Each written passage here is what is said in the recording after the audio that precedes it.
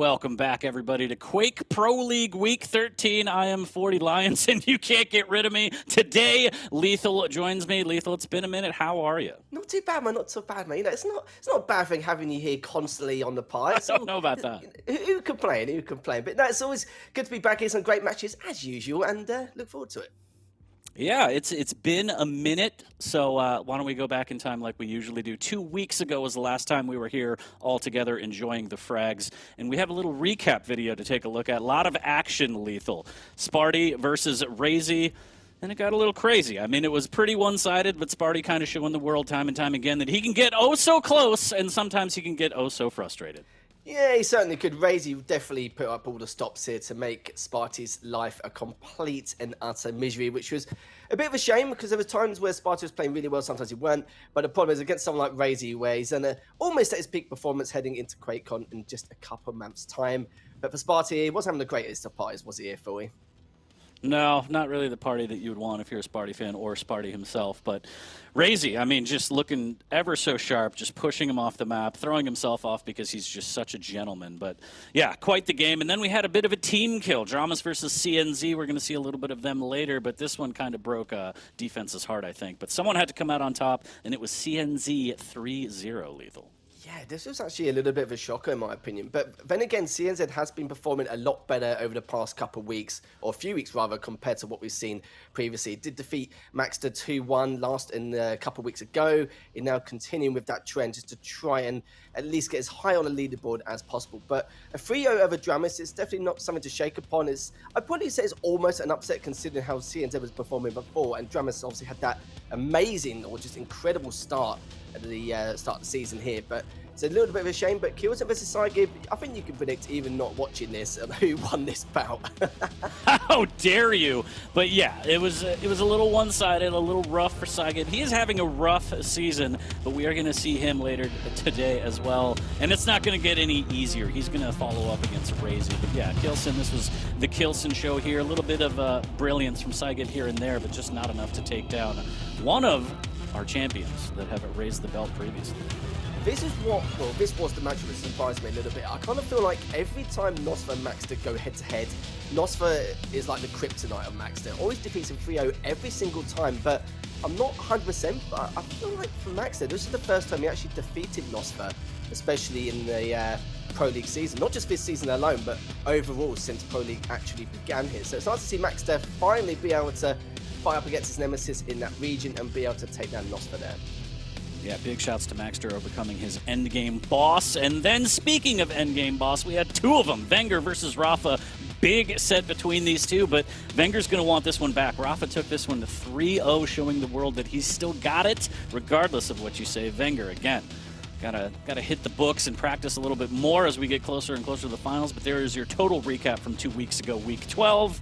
And for those that aren't paying attention, there is a new up-and-coming player that qualified last week in Challengers, and his name is Toxic Lethal. I don't know if you've heard of him. I've never seen him. Very good, very interesting. Quite the plays. I've heard he's right. It's not really. He's okay. Yeah, he's not bad. I just couldn't. Yeah, when I saw that he was competing, I wasn't really too sure in terms of his skill level, like how he's going to perform. Obviously we don't know how much he's been practicing, but the fact that he came in, won the qualifier, means we're going to see him again, which is fantastic stuff indeed. And we do have a lot more qualifiers for you guys at home to get involved with. Yeah, I mean, cat's out of the bag. It's been announced it's going to be a LAN final to settle the score. So, I mean, qualify. Get that free money. Get that free trip. No, we do have qualifiers coming up. Top 4 spots, June 19th, global qualifier. You don't want to miss it. I believe you mentioned we have 2 more after that for NA and SA? Or is it SA and NA? Yeah. I don't know the order. I think we have a South American qualifier, I think, a week afterwards. And then we do have a North American qualifier, which is the final one mid-July, if my memory serves me correctly. Start grinding. There's still opportunities for you to get to Romania if you want, if you think you could run with the big dogs. But focusing up on today, Lethal, we have quite the series ahead of us. It's going to be Sparty versus ZenAku to kick off our day. Yeah, it's a lovely start indeed. Hopefully Sparty won't in terms of performance, again, for RAISY, it was very, very difficult for him as a tall order. But for ZenAku, it's still going to be a tall order indeed. Let's just see if it can make a little bit of a difference in comparison. But RAISY's psygib should be a great one. And the final 2 matches with DJ Week joining us later on. Chain versus ZNZ, dramiS versus maxter. And we know that for CNZ, he's been on a bit of a tear over the last month. dramiS, he's been falling on the opposite ends. As maxter, the question is, will he be able to capitalize on it? Yeah, I mean, a lot of bounce-back games, right? For people on the show today, Sparty specifically starting it off, he's going to want that one back. It was a rough ride. It was a rough ride. It might be more rough. ZenAku, he's really coming into his own. We've said it time and time again. Dude is he has his moments. He's starting to get into his own play style. He's taking a little bit from other players that he plays against and making it his own. It's a treat to see. And Sparty, it almost breaks your heart every time you see him play because he gets so close and he just seems like he runs out of gas, Lethal. Yeah, he's kind of in psygib's boat where he does take the odd maps here and there, but just can't close out some of the series, which you do feel like he should have won. Last week was a little bit different, though, against RAISY. He absolutely should not have won that at all in the slightest. But for ZenAku, we'll have to see exactly how he does perform against him. We know how much he's been practicing and grinding so far in the UK, and he's going to continue that and be as prepared for Quake Pro League as much as physically possible. But for Sparty, though, I think for not just these 2 players, but the storyline for all 4 of his matches today is just all about trying to scrape into that top 8 slot in terms of seeding. Yeah, more and more important as the weeks go by. We are getting close to the finals, and specifically between these 2 on the finals, I want to see who could squat more. ZenAku hits the gym all the time, but Sparty has the power squat, as you see on his hoodie. But let's take a look at the pick bands, see what we have in store between these 2 today. We got Vale to kick it off, Awoken, and a little bit of Ruins of Sarnath. Lethal, if you could run me through the champ picks, please. Certainly will indeed. With the ISO versus Galena, very, very standard matchup indeed in terms of the meta and how it's going to pan out. Awoken, we're going to see the Ranger versus... Oh, actually, okay, we're going to see the Death Knight as well coming up from ZenAku. See who's going to play that out. And we do have the BJ versus the Visor right at the very end. Very hard to decide exactly who could come out. It depends on how well ZenAku uses that piercing sight for those angles and the power control depending on where he's actually positioned. But with map picks, it's very tough because I was looking at statistically how these guys are going to play this out, and both of them do really enjoy playing Deep Embrace and Awoken.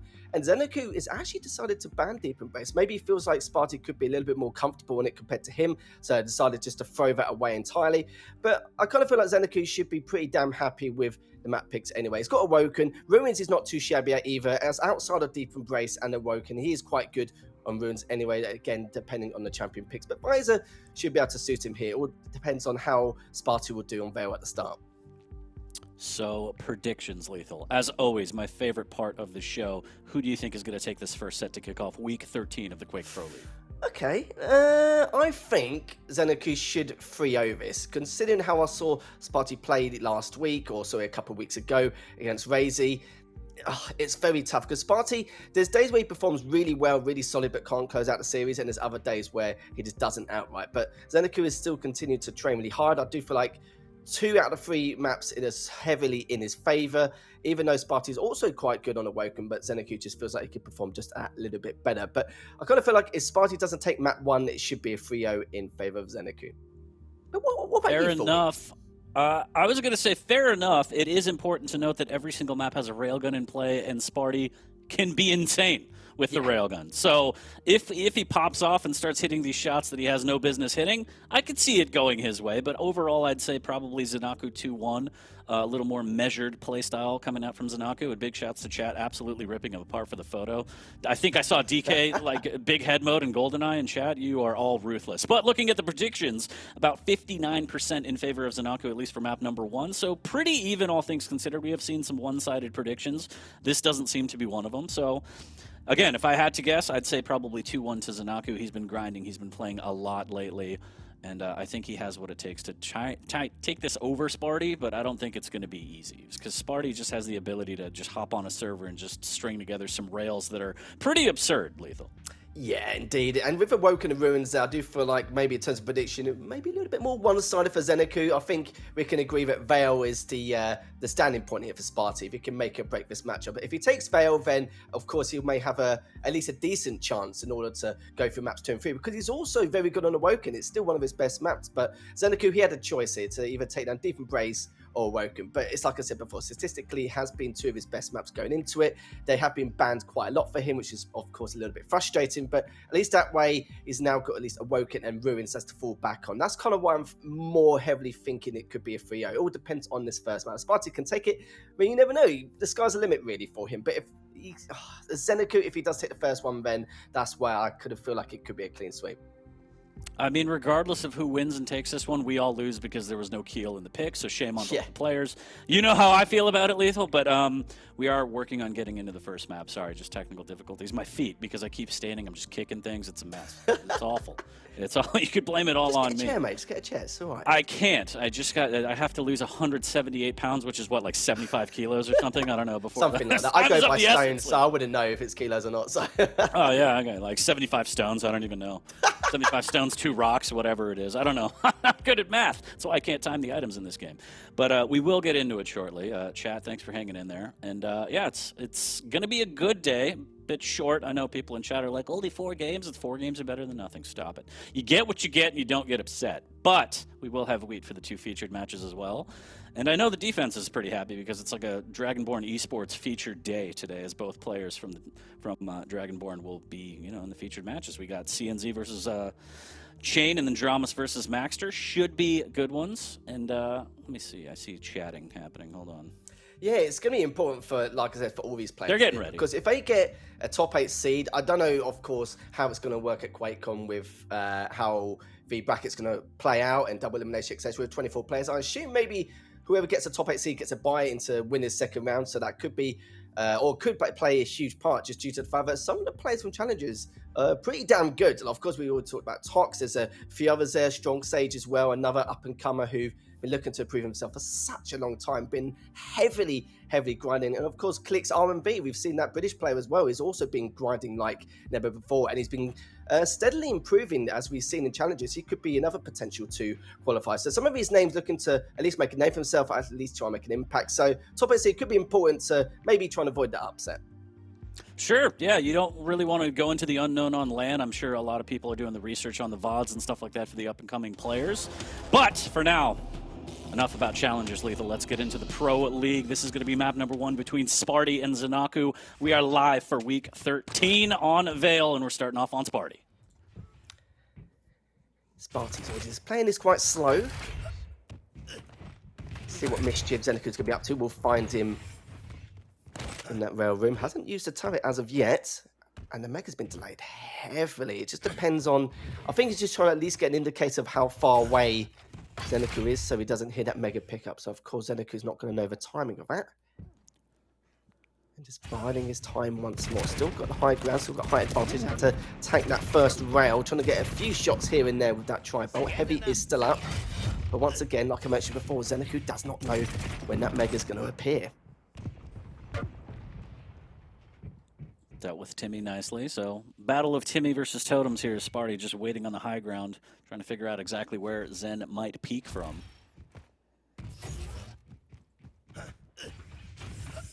Clean mega, and as you said, that delay. ZenAku doesn't really have any idea. I think he may have heard it, so on the next cycle he might have an opportunity here. Nice little volley of tri-bolt from Sparty as he's trying to take the low ground and make his way to this heavy, and well done, and this should be clean here as ZenAku grabs that armor shard. He is gone. He needs to try and avoid all of this pressure here from Sparty, and Sparty's doing a good job of controlling the map so far. Yeah, he's not overexerting himself. He knows that at some stage the frags will come. It's just a matter of time. ZenAku just trying to find a way to get a little bit of trip damage here. He's a little bit cornered around that TP, but he should be fine now. And Sparty just dropping down that turret in case he does go back through, and have a little surprise for him. Coming up the LG, gets 36 to him, and an additional 34 from that last rocket. And tri-bolt Heaven here. And speaking of Heaven, just found a nice bunch of totems down that corridor, and again just trying to get a few of these rockets off. Not really getting the damage he would like. Has to back away. He's already tanked way too much. 43 HP. Needs to try and get away as soon as physically possible. But ZenAku, again, just prioritizing the angle rather than going in for the kill, as he's now flanked back around. Heavy up in the next 5 seconds. Mega's going to be up for quite a while, but Sparty does have a turret in hand when necessary.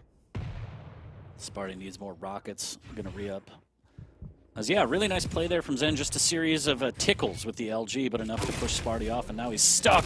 Rail up close. There's 2 in a row.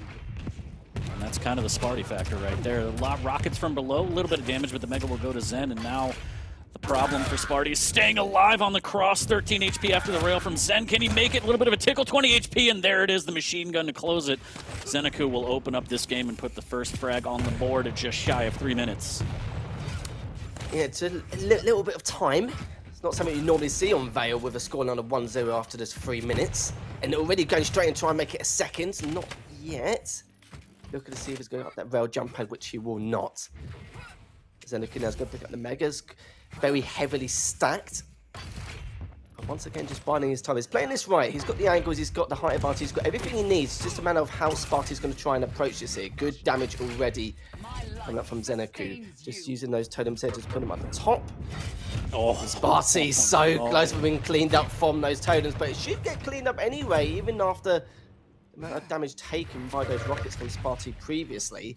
I'm quite surprised that Sparty hasn't been taken down as of yet. Just ZenAku wants these frags to be as clean as possible rather than just diving on in and taking unnecessary damage. Yeah, both players very measured. I like it. As you said, 1-0 on Vale, about 4 minutes in. That's a rare sight to see. Ooh, what a rail angle there from ZenAku. Free heavy, and this might be it. Here's the drop, a little bit of LG from Sparty, but it's not going to be enough. ZenAku finds his second frag, looking for more potentially. Just a warning stream of LG there, making sure that he doesn't push through the Thunderdome and might get caught out here. Sparty needs to be careful. The rockets, will they save him? So little HP after all that LG. Good rocket damage in return, but still very, very weak here. Zen has full control of the map, but he is going to lose out on the heavy based on that play. And now it's just a matter of positioning. Can Sparty get back for the Mega Lethal? That's been the real question indeed. Sparty will have to fight for that totem if he wants anything from ZenAku.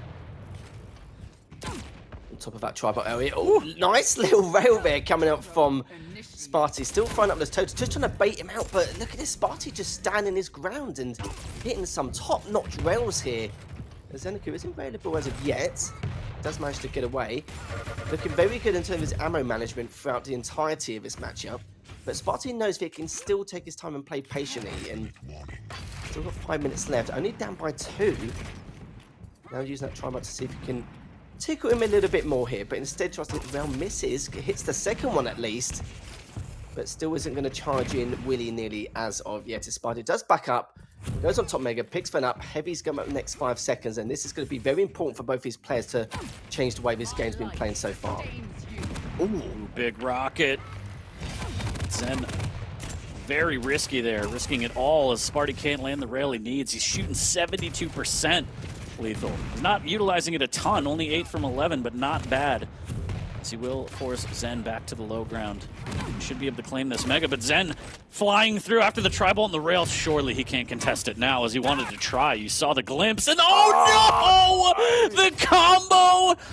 Oh, Sync with the assist on that one. Sparty pushes him into the acid, and you know what they say about taking acid, always have a babysitter. 2-1 now. Sparty trying to work his way back into this. Totem back in hand for ZenAku. But wow, unfortunate. It was, and that was what you said is very true indeed. Sparty trying to push on forward. ZenAku's just at the bottom TP, just waiting for him to come on forward, but actually it's charged. It'll be now 2 apiece between the two. 3.5 minutes left. Misses that rail, but wasn't exactly the easiest. Heavy snap now. ZenAku isn't even in position to contest it. This is looking very good for Sparty. It's been quite a while since we've seen Sparty play this method or this style of play. It's not something most people are really used to on Vale alone. But this is good though from Sparty. Stack, you know, got a slight advantage here, but the turret's up and ready. He's trying to clean up all these totems as well as he goes by. Mega's up in the next couple of seconds, so is the Heavy. But this is looking very solid indeed. Again, just a matter of time for him. ZenAku is a little bit trapped. Nice bit of damage here from the tri-bar. Misses the first rail. Trying to go for the second. Rocket jumps up instead. Doesn't get him. And ZenAku pretty damn happy with that, considering that could have been another frag in favour of Sparty if he got away with it. Again, using that tri-bar to do a little bit of a tickle. That 64 though could give him the indicator to push on forward. Does he get him? No, he doesn't. ZenAku made the right play. If it hits him though, this could be a charging performance. 34 HP, but ZenAku's almost as weak, maybe a little bit weaker. Hits him, and that is going to be Sparty with the lead. 2.5 minutes left here for ZenAku to try and make a comeback here. Sparty just playing so well. He's starting to control all of the map, denying the armor shards, as you saw. Struggled a little bit getting the damage he needed, but finally put the frag on the board. Now the tri-bolt volley. Good damage, good rail as well. Timmy guarding the corner in case Zen pushes, and Zen well aware of that, taking him out. But Sparty is going to grab another heavy, it looks like. Here's ZenAku trying to do some damage. There's the push. He knows the time is of the essence. 2 rockets, but the LG's too strong. And ZenAku wins that, ties it at 3. What a play. And those rockets from Sparty were so good. So it wasn't the cleanest of frags from ZenAku. But it doesn't matter, because at this stage, he's pretty much recovered. Still got 1:40 left in play. Could go to sudden death, considering the way these two have been playing against each other all game long. But ZenAku, of course, high advantage. What a rail! Verticality there. Ooh, did have the stack. The rail's coming out from Sparty's huge. He's barely missing a beat here. But is he going to come through that? Yes, he does come through. Sparty taking a huge risk. Both of them on very similar stacks. As Sparty to pick up the lights, but ZenAku will pick up one of his own. Does have a turn in his back pocket. Isn't going to be available, but both items are up. ZenAku, of course, will prioritize the heavy, but look at this. Sparty's just hitting everything at the moment. 62% out of the 29 shots he's been hitting so far. But Sparty, is he going to be able to get away? Yes, he does. And I have never seen Sparty just leave items up like that to play aggressive. It's brilliant. He's playing this to perfection, leaving the item up for himself, taking too much damage now. He doesn't have anything to fall onto. Does fall into the acid, and with less than a minute now, it is not a great situation for Sparty. Does have Timmy, needs to deal with the totem. Zen jumping onto that heavy, taking a little bit of damage with Sparty, trying to position it for this next mega, but this could be death right here. Zen pushing through, dealing with Timmy, but there's another one deployed. Is he going to risk it all for this right now, Lethal? Yeah, that's going to be the key question, which should be answered soon, but it seems like Sparty has been quite aggressive so far over the last minute, but has fallen back into his old ways. 15 seconds left. Sudden death could be inevitable depending on this next engagement. Heavy is up. And look at this, ZenAku's not able to get it. He's not going to contest it at all. Sparty has the high ground also. Great tri-bolt. It's actually gone straight through, but ZenAku does not have the stack to continue that bout. And does back away, but Sparty catches him here.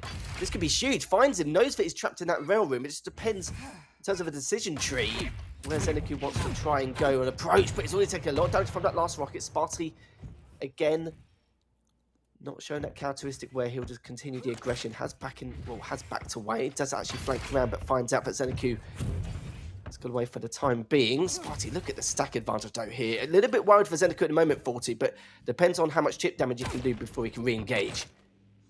What a great rail.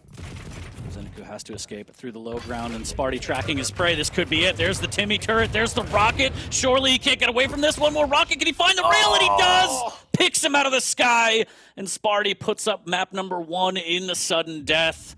And I think that is one of the more solid games we have seen Sparty play this season. That was just beautifully executed, leaving up major items, putting on pressure when he knows he could fall back on certain items, denying armor shards. That was the whole game right there. That Sparty did a fantastic job in map number 1. And the angles he was finding the rails from as well. You've got to remember, he had 61% rail, yet it was most of them were from down below, and he didn't really have much of an advantage in terms of angles either, but he was just hitting everything. And it's nice to see him completely change the pace on 2 separate occasions. Obviously, the first half of the game, he was playing it slow, steady, wasn't, of course, overexerting himself on a number of occasions, wasn't being overly aggressive or panicking to try and close out a frag. He just took his time, and ZenAku was doing the exact same thing, and ZenAku, I'm sure, probably wasn't really used to it, or probably a little bit phased by it, just due to the fact that normally ZenAku will kind of be a little bit more aggressive compared to his opponent to clean out some of these frags. But of course, Sparty there was playing out of his mind, playing at his advantages, and still being able to take that ridiculous stuff. And it was a very rail-heavy matchup considering he has some great rockets on top of that. 62%, as you can see, 1,751 damage. But we did say, though, for Sparty, if he takes his first map, then, you know, the world is his oyster, isn't it, going into the next 2 maps. And don't forget, even though this is ZenAku's map pick, or the first map pick, we should say, going into the second map, For Sparty, he's also, the man's pretty damn good at Awoken as well. So he could easily take this series, but we know that he's had a few issues in the past where he just can't close them out. But for his sake, hopefully, if he plays like he did in that last matchup, then there's no reason why he can't. Yeah, really beautifully done. Again, very patient, very measured from both players, and it's kind of rare to see from Sparty, so it's kind of refreshing. He usually just plays a little bit like dramiS, where he's just like railgun, shotgun. I can't tell the difference. But no, really well done from Sparty. I hope he keeps that up in map number 2. Zen has a chance to reset here. He's going to have to if he wants to take the set. We're going to get into Awoken here shortly, and it's going to be Ranger versus DK. So a lot of balls lethal on this one. Whether they're dire or flaming, I'm not sure, but we'll see who kind of uses the ability better on this one. Between these two champs on Awoken, who would you pick in a game?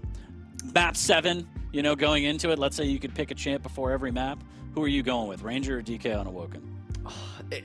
It's different. I'll probably go with the Ranger because it's probably the safest bet, really, in terms of like getting to some of those items, but of course, amount of damage you can do the orb, but Death Knight has some great use. Of course, it's not like the pre-patch Death Knight from back in the day where RAISY had to use him at number 7 on Deep Embrace against against Rafa at the time. That's still barcoded into my skull and kind of got bad memories of that, and I'm sure he does as well. But nowadays, he's actually disgusted that you brought it up. Yeah, sorry, I do apologize. Sorry, RAISY, I have to bring that for you. But yeah, going into it though, I would probably prefer the Ranger, but it's like, it's not a matchup you normally see on Awoken, is it? You don't really see the Ranger versus Death Knight. Normally you do see one or the other with it against a different champion, but yeah, this is going to be quite tough to call. But I would favour the Ranger only by like the smallest of margins here. It doesn't mean that Sparty's going to be heavily favoured going into it, because like I said, both these two players are statistically very strong on this map, so it's going to be very tough to call. And I'm sure in terms of predictions, it's going to be quite a close affair. Let's take a look. Go on, I'll give a bit of a gander as well. Let's see what the chat are thinking. So it's actually still quite close. Yeah, it's not bad. It's split, essentially. I mean, I feel like you should put more respect on Sparty's name after that performance, but that's fair. People believe in ZenAku. They think that he's going to bring this one back. There is a slight delay, chat. Sorry. Nick's just eating the cables. I don't know what it is. But we are going to get into map number 2 here shortly. But yeah, I think chat is fairly split on the predictions. I think some people made a boatload of points on that first map, so congrats. What did I always say? Predict the under. But yeah, I think the Ranger versus DK matchup, I kind of side with you, where I feel like Ranger, the ability just lends itself to more uses. I mean, the Flame Strike is great if you can corner him over at the heavy, maybe, on the other side of that drive-through window with the armor shard. But other than that, it's kind of maybe area of denial.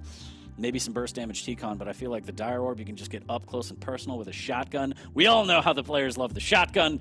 And then, just getting up to the armor shard from, nail gun, stuff like that. Just mobility-wise, I think Ranger's tough to beat. And also the passive. Don't sleep on the passive. The rocket jumping around, gaining speed, getting to different areas easier. I think Ranger beats out DK on this one. So we'll see, though. It's all about the player using the champs, so...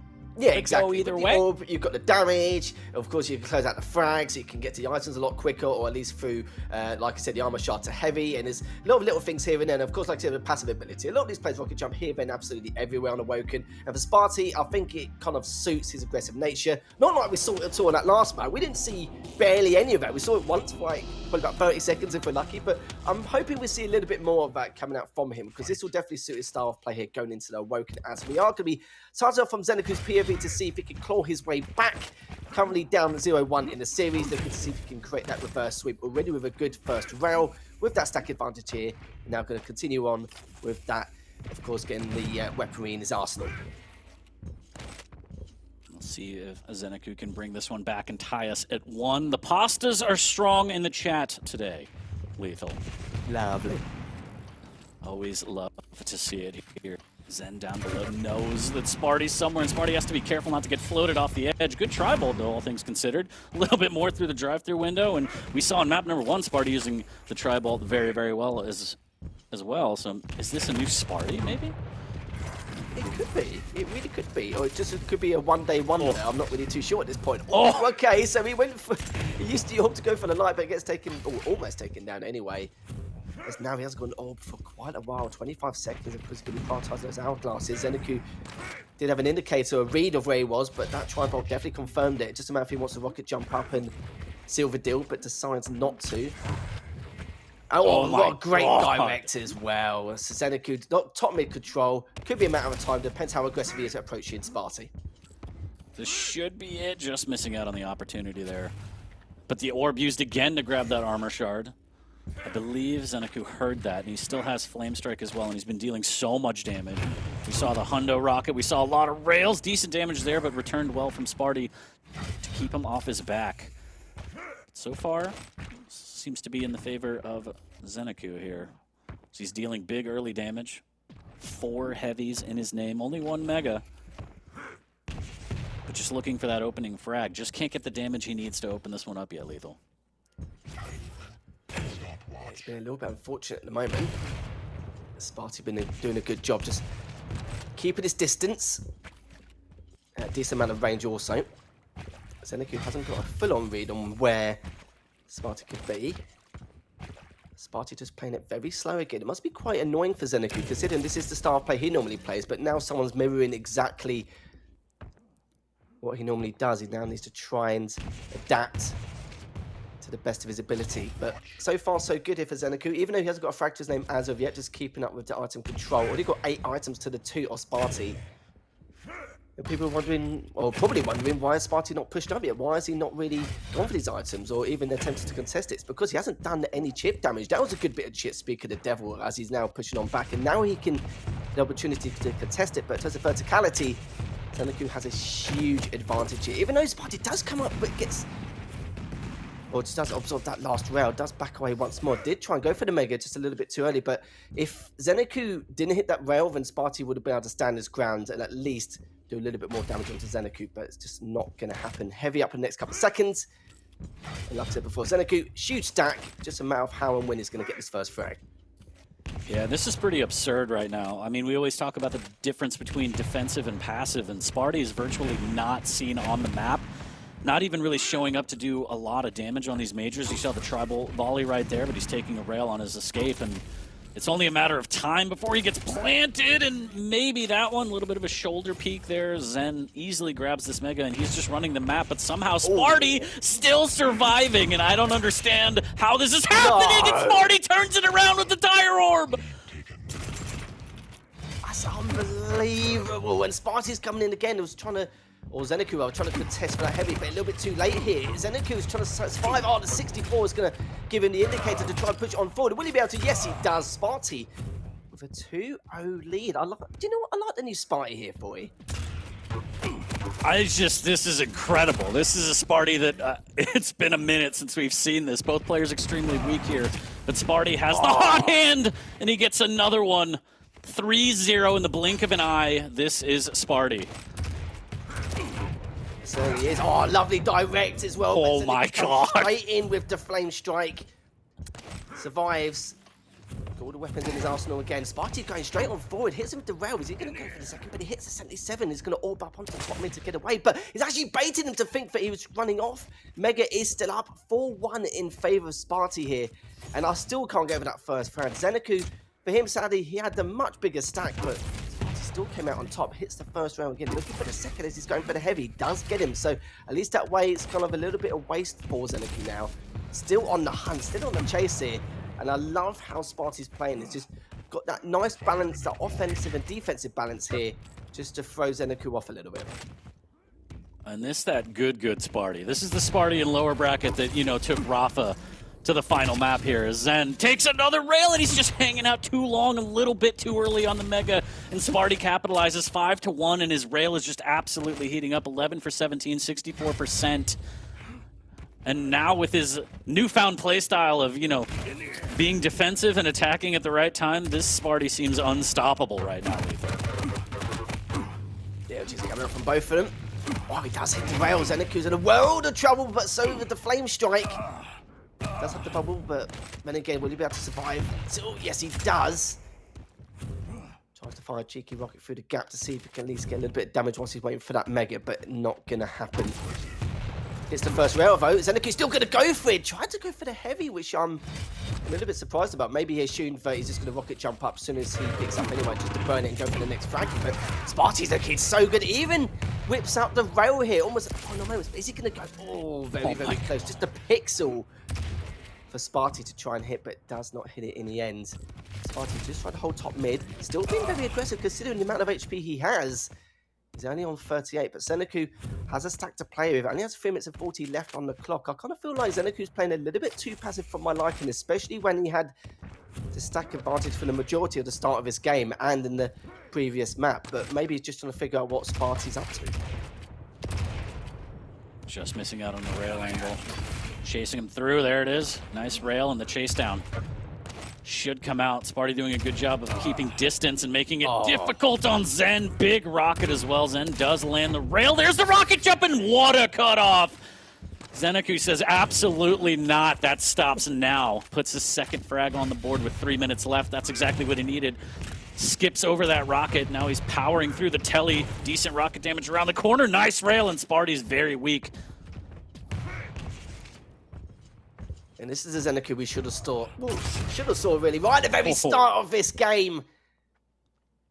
The very start of this series, but now he does have the opportunity to claw his way back. Just needs 3 frags in the next 2.5 minutes. And it's definitely doable, especially if he keeps his items in full control. As the audio cue there is going to push top mid. If he changes style now and plays it super aggressively for the last few moments of this matchup, then he should be okay. Could catch him here. Hits the first rail.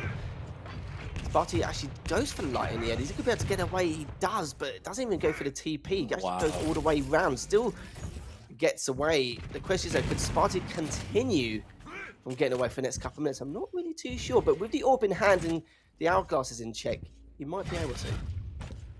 Sparty just so elusive right now. Greased up Sparty. Hardest Sparty to catch. There's a rail. There's the flame strike.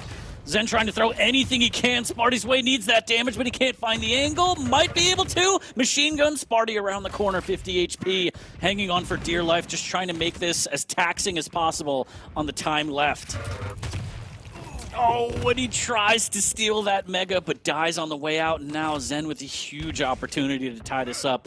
1:30 down 2. He's got full run of the map as well, and Sparty doesn't have items. He doesn't even have a lot of weaponry to work with. No rail, does rocket jump to grab that so he can play hyper defensive at a distance as well, and the pressure's on Zen right now, Lethal. Yeah, ZenAku's finally woken up. Woken up probably a little bit too late, but at least he can make a go of this to tie this series up. Takes down first rail. Sparty's hit another one though, but the only problem is for him, didn't get in time before the mega. Now ZenAku trying to recover, but doesn't really have a lot of time left. Like we said, a minute left remaining. Does have the heavy, but needs to be all aggro, over aggression. His sliders hits the first rail, needs to go for the second, use that flame strike, a little bit optimistic there. Orbs up onto top mid. Great play, great move there from Sparty. Is able to waste at least additional 10 seconds just from that sneaky little move. And Sparty now has actually got some good rockets, but not enough to maybe change the outcome here. ZenAku just hoping that Sparty gets a little bit impatient and aggressively goes for the TP. Not going to happen. Sparty's still trying to back away. LG comes out, but who's going to take it? ZenAku is. Only 1 frag left for him to tie this up. But he's only got 20 seconds and he's got the mega. Not for the next 15 seconds. Probably Sparty's got the heavy here. He's got to take this fight. Flame Strike is in hand. He just needs to find at least a rail to try and open it. Maybe rocket jump up. There it is, but he misses the rocket jump. And Sparty could just keep the high ground, and he should be able to take this one. And Sparty hits him with a smiley face. Oh my god. Oh dear. That was, do you know what? That's probably the best defense I've seen from Sparty in a long time. Look at the item control. ZenAku had 29 items. And Sparty had a measly 8. It was basically just a Tom and Jerry fest, wasn't it, throughout the entirety of the last few minutes. We didn't expect him to, I wouldn't say he was full on defensive, but he just had very good defensive rockets. You saw on the other case he did try to challenge for the items, especially for that mega, but was just not able to. But at the very end, when he spawns and was able to get the rockets, was able to get the heavy, that's when you know it was basically curtains here for ZenAku. And yeah, a little bit unfortunate. I do feel like for ZenAku, he could have been a lot more aggressive, especially with the stack he had at the start. Kind of a very similar outcome to what he had on Vale, but it's just one of those things. When he started feeling himself getting into the groove, you could see he was getting better and better, but it's just a shame it didn't happen a bit sooner. I just love the smiley face.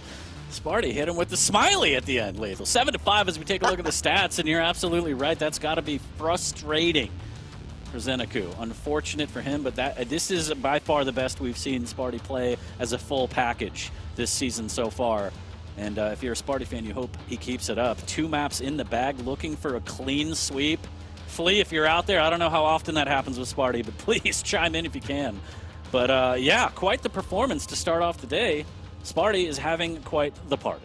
And look at that though, both playing 63% in terms of the rail. I think the rocket damage from Sparty was like 1400 as well. It just shows how great his reads are in terms of the defensive rockets, his position he had. He just chose his, he chose what he wanted to do very, very wisely, took a lot of caution to what he wanted to do. But it's like I said, it seems like Sparty has the better balance in terms of when to be offensive and defensive compared to what ZenAku was like. Sadly for ZenAku, there was a little bit of aggression here and there, but at some times you kind of felt like he was playing too passive for my liking. It just should have just gone guns blazing at certain areas, especially when he had like huge stack advantages. But at the same time, when he did try to challenge or try to push him forward, just a little bit too slow doing it. Maybe could have gone for certain flanks instead. But like I said, Sparty played a very good defensive game over his last few minutes. Yeah, back to the drawing board indeed. I mean, every time he did push, Sparty just had that defense that seemed unbreakable. He was hanging on by a thread here and there, but also the elusiveness. I mean, I didn't think that EU gave, you know, much of any respect to NASCAR, but he had him running in circles. He had him running in circles, Lethal. But map number 3 is going to be underway shortly, and Zen has to dig deep to try and get 1. I mean, again, I don't know how often it is that we see Sparty with a clean sweep 3-0, but he's working on it, and it's impressive. It's impressive. Looking at the predictions, though, chat doesn't care. 71% in favor of Zen. Are you not watching the same games that we're watching? I don't understand. But, I mean, it is BJ versus Visor on Ruins. I could see why they would go that way. But I don't know. It seems like Sparty is unstoppable right now.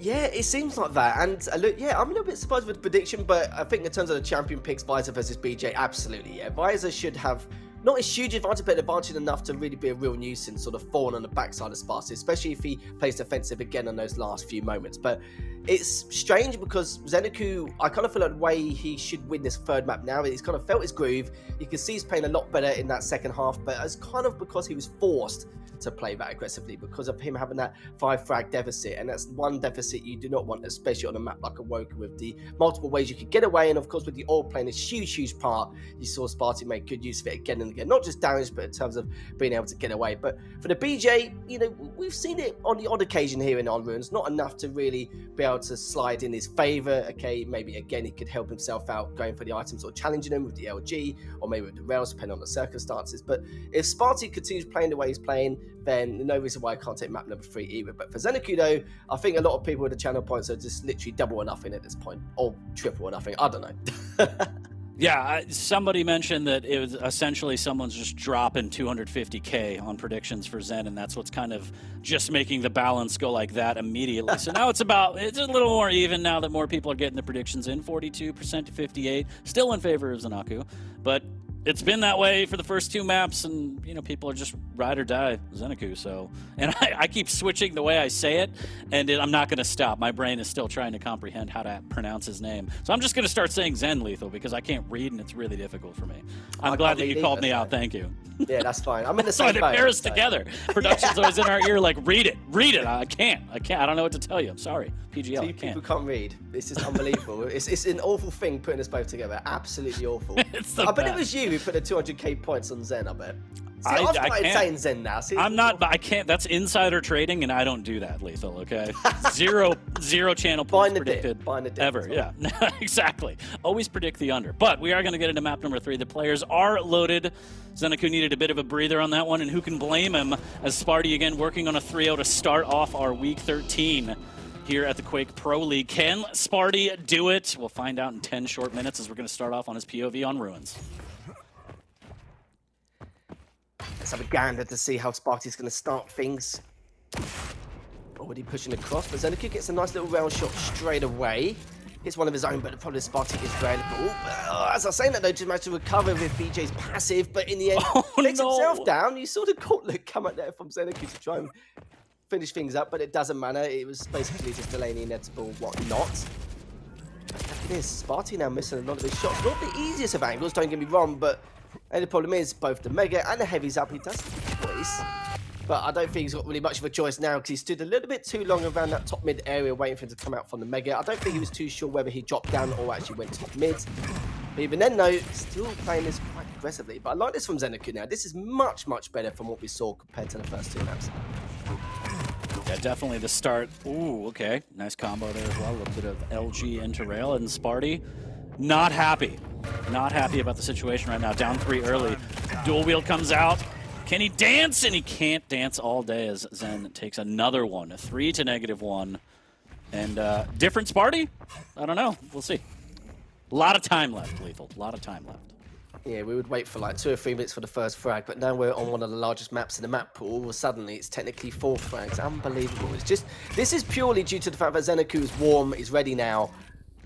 And this is how he should have been playing the first 2 maps. He's going to be kicking himself, but he's got to make the best out of a bad situation, doesn't he? At least take this map. At least it won't be a 3-0, and then we'll see what happens afterwards. But still early days as of yet. We're just shy of the 2-minute mark. ZenAku does have the stack advantage. Heavy's going to be up. Both items aren't really that segregated in the slightest, so we're going to see a lot of gentlemen's agreements to pick these items up over the next minute or 2, but of course he will be prioritizing the hourglasses for days here. Got a good angle as well. I was looking to see if he can rotate back around. Lovely little rail here from Zen. Is Sparty now looking to try and survive, at least pick up the lights, which he has done, so he managed to get away for now. ZenAku just daring him to go in towards that heavy. Was assuming for Nordio Qs he may drop down, but he does not. Didn't push too aggressively from that heavy jump pad. Looks like he's going to go around to the T and see if he claws on that, which he has done. Caught him with his trousers down. Lovely stuff. A very clean frag from ZenAku. And look at the stack he had. He could just push straight on in. Jewel comes out, but with the machine gun, not going to do a huge amount. Did a fair amount, actually saying that, but does have the piercing sight, still got the weapons in his arsenal, which means he can just stop Sparty in his tracks. Gonna go for the 6th frag. Will he be able to? Of course he will. 6 -1 in favor of ZenAku. I don't understand the positioning at all from Sparty on that previous mega pickup. He gave up the high ground, and then he had to fight back up the stairs and let Zen waltz on in and take it. Sparty does grab at this one in the cycle, but he's still down by 7. 3 minutes in, and this is a different Sparty. I mean, if you take a look at the stats, he's only hitting 33% rail. But just in general, this is a bit odd after the first 2 maps. And Zen, on the other hand, hitting everything, rail after rail, doing a great job of applying pressure and grabbing these items. And just like that, Sparty does get a rail, but overall, Zen will win the heavy. Does need to be careful as he is low on HP. He certainly is. Sparty, though, has got to try and claw back 7 frags, even just to tie this up. ZenAku just teetering on the edge here. With that piercing sight, he'll know. Oh, I was like, do you know, at one point I thought that was going to be the rocket. I was like, no way, especially from the distance and the angle he was at the time. But it does pick up the heavy, so give us a little bit of leeway here. He's now going to be approaching that mega. He's got a great position for it as well, but Sparty realises this, decides to try and be a little bit more aggressive. Good rocket, so coming out from Sparty, but that's not going to be enough. Mega can be there for the taking. Items are heavily segregated, which means that if ZenAku, if he keeps making sure to try and keep this up, and then Sparty's just asking if that's Garpy or not, just due to the fact that the rockets have been absolutely insane. Of course, Garpy is the lead rocket man himself in E4E.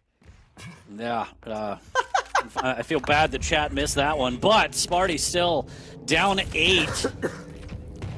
ZenAku looks to put up at least 1 map in this set. But what a comeback this would be to cap off a 3-0. Sparty can dig deep and throw one last party lethal. In 5 minutes, 8 frags to take us into sudden death. Do you believe? No. Okay. Well, okay, maybe. You said it. You locked it in. Look what happens. I would be surprised at this point because ZenAku's still playing really well anyway, no matter what shenanigans he has. But this is the thing, is though, he has the piercing sight to fall back on defensively, but Sparty's actually playing. What is happening? Well, it's like he's heard me say that, nah, it's just not going to happen. But 5 frags now in 5 minutes. Okay, look, before it was not good. Now, okay, he has a little bit of a chance. He has a slimmer of hope, shall we say. Sparty, the mayonnaise man, is powered by doubt. Down 5 now, and in 30 seconds, put up about 3 frags. Not bad at all, still a tall order. But now, Zen is starting to miss these rails that he was hitting before, and that's just more of an opening for Sparty to come back. It certainly is indeed. He's got the time to work with. It depends on how well he can invest his time and get these frags. It's not like he's got the speed or mobility, he's only got the dual wields when he comes up close and personal, but ZenAku's doing a great job just playing the range game, playing this defensively, hitting this chip damage with that rail. And that's exactly what he should be doing. Both players have been playing out their minds in terms of the rail, and he's pushing straight on forward, trying to use a dual with those rockets. ZenAku has been pinned only for a little bit. Oh, the good rail there from Sparty. He has to challenge, though. He feels like but there's not time left to muck around or to dilly-dally around it, so to speak. But he's actually going to challenge him for this heavy. Even though he picks it up, ZenAku just burned him. And now, items are not going to be out for a while, but Sparty's definitely in a position to at least continue this aggression with the stack he currently has. But saying that though, ZenAku does manage to get away once more. Got to find 4 frags in the next 3 minutes and 15 seconds. Definitely doable. Just depends how quick Sparty can pull this off. ZenAku just trying to do some chip damage, but he's eaten a rail for his trouble, and now he might lose out on the heavy as well. And it looks like he does. Just drops down and sees that rocket flying by, and that's the signal, do not enter. 4 frag deficit for Sparty, working with just under 3 minutes. Can he make this almost impossible comeback happen? There's a nice placed rocket, and somehow combos it into the rail. There's no escape for ZenAku.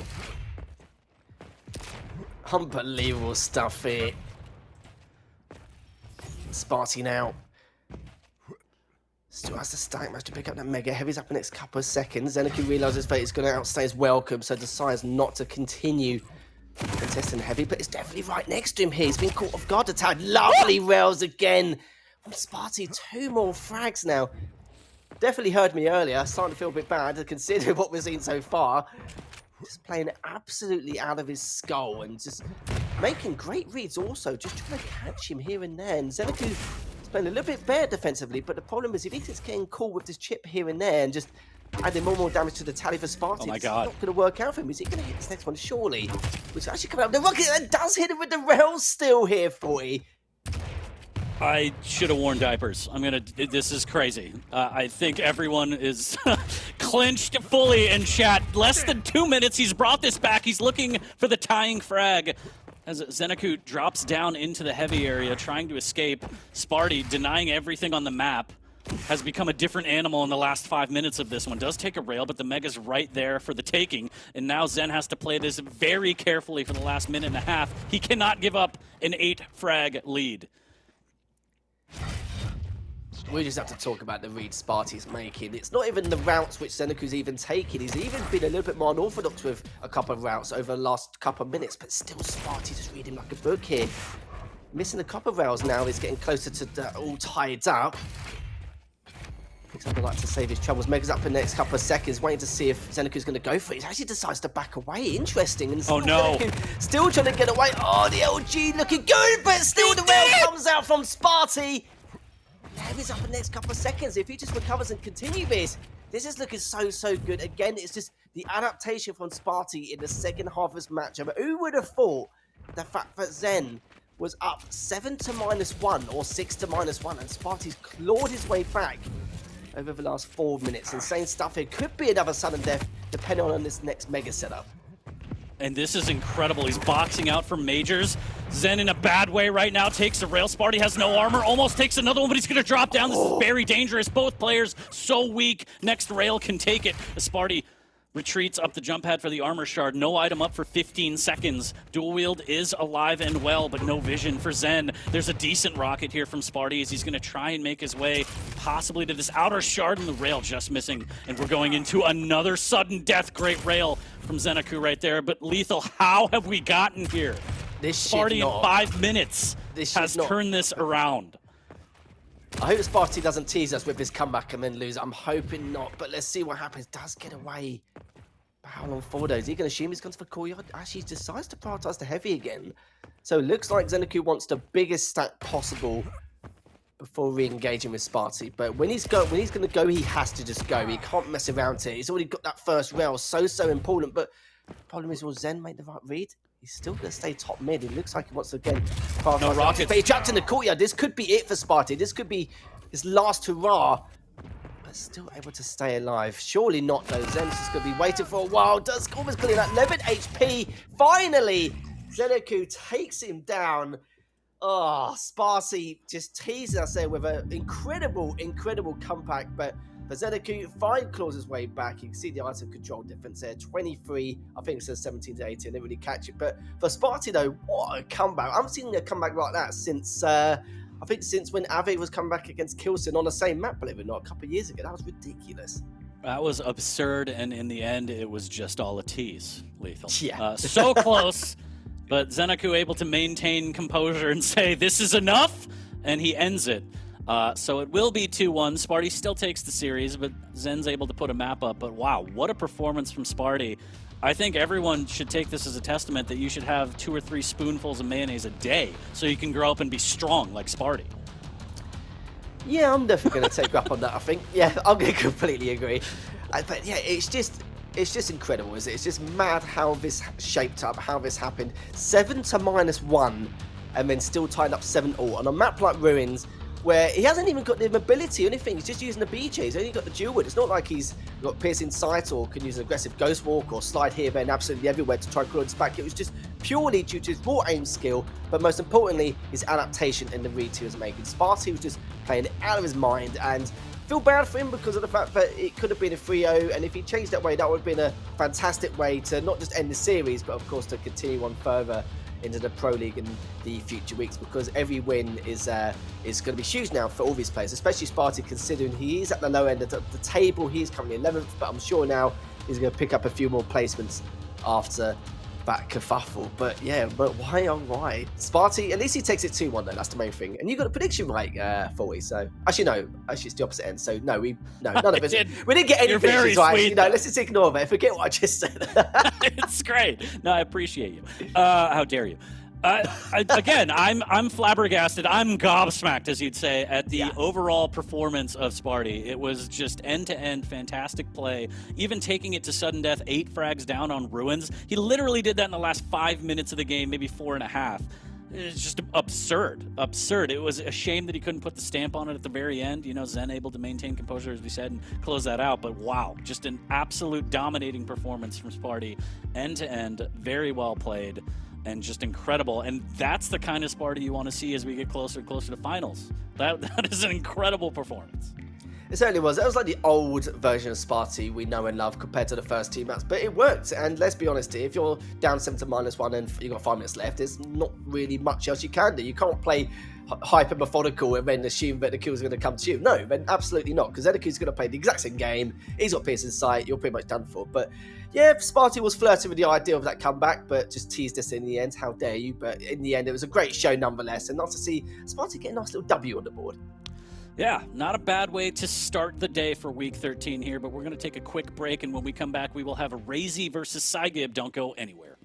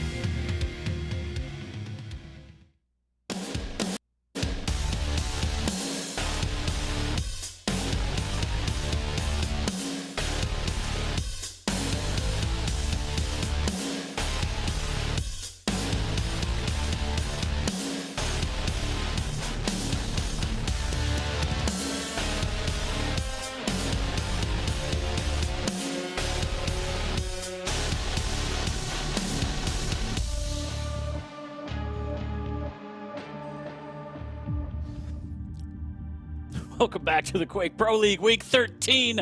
I am 40 Lions, joined by the one and only Lethal. We just wrapped up our first set, and Sparty threw quite a party over ZenAku. But now we're going to get into RAISY versus psygib. Lethal, talk to me. How do you feel about this matchup, and do you have a prayer for psygib?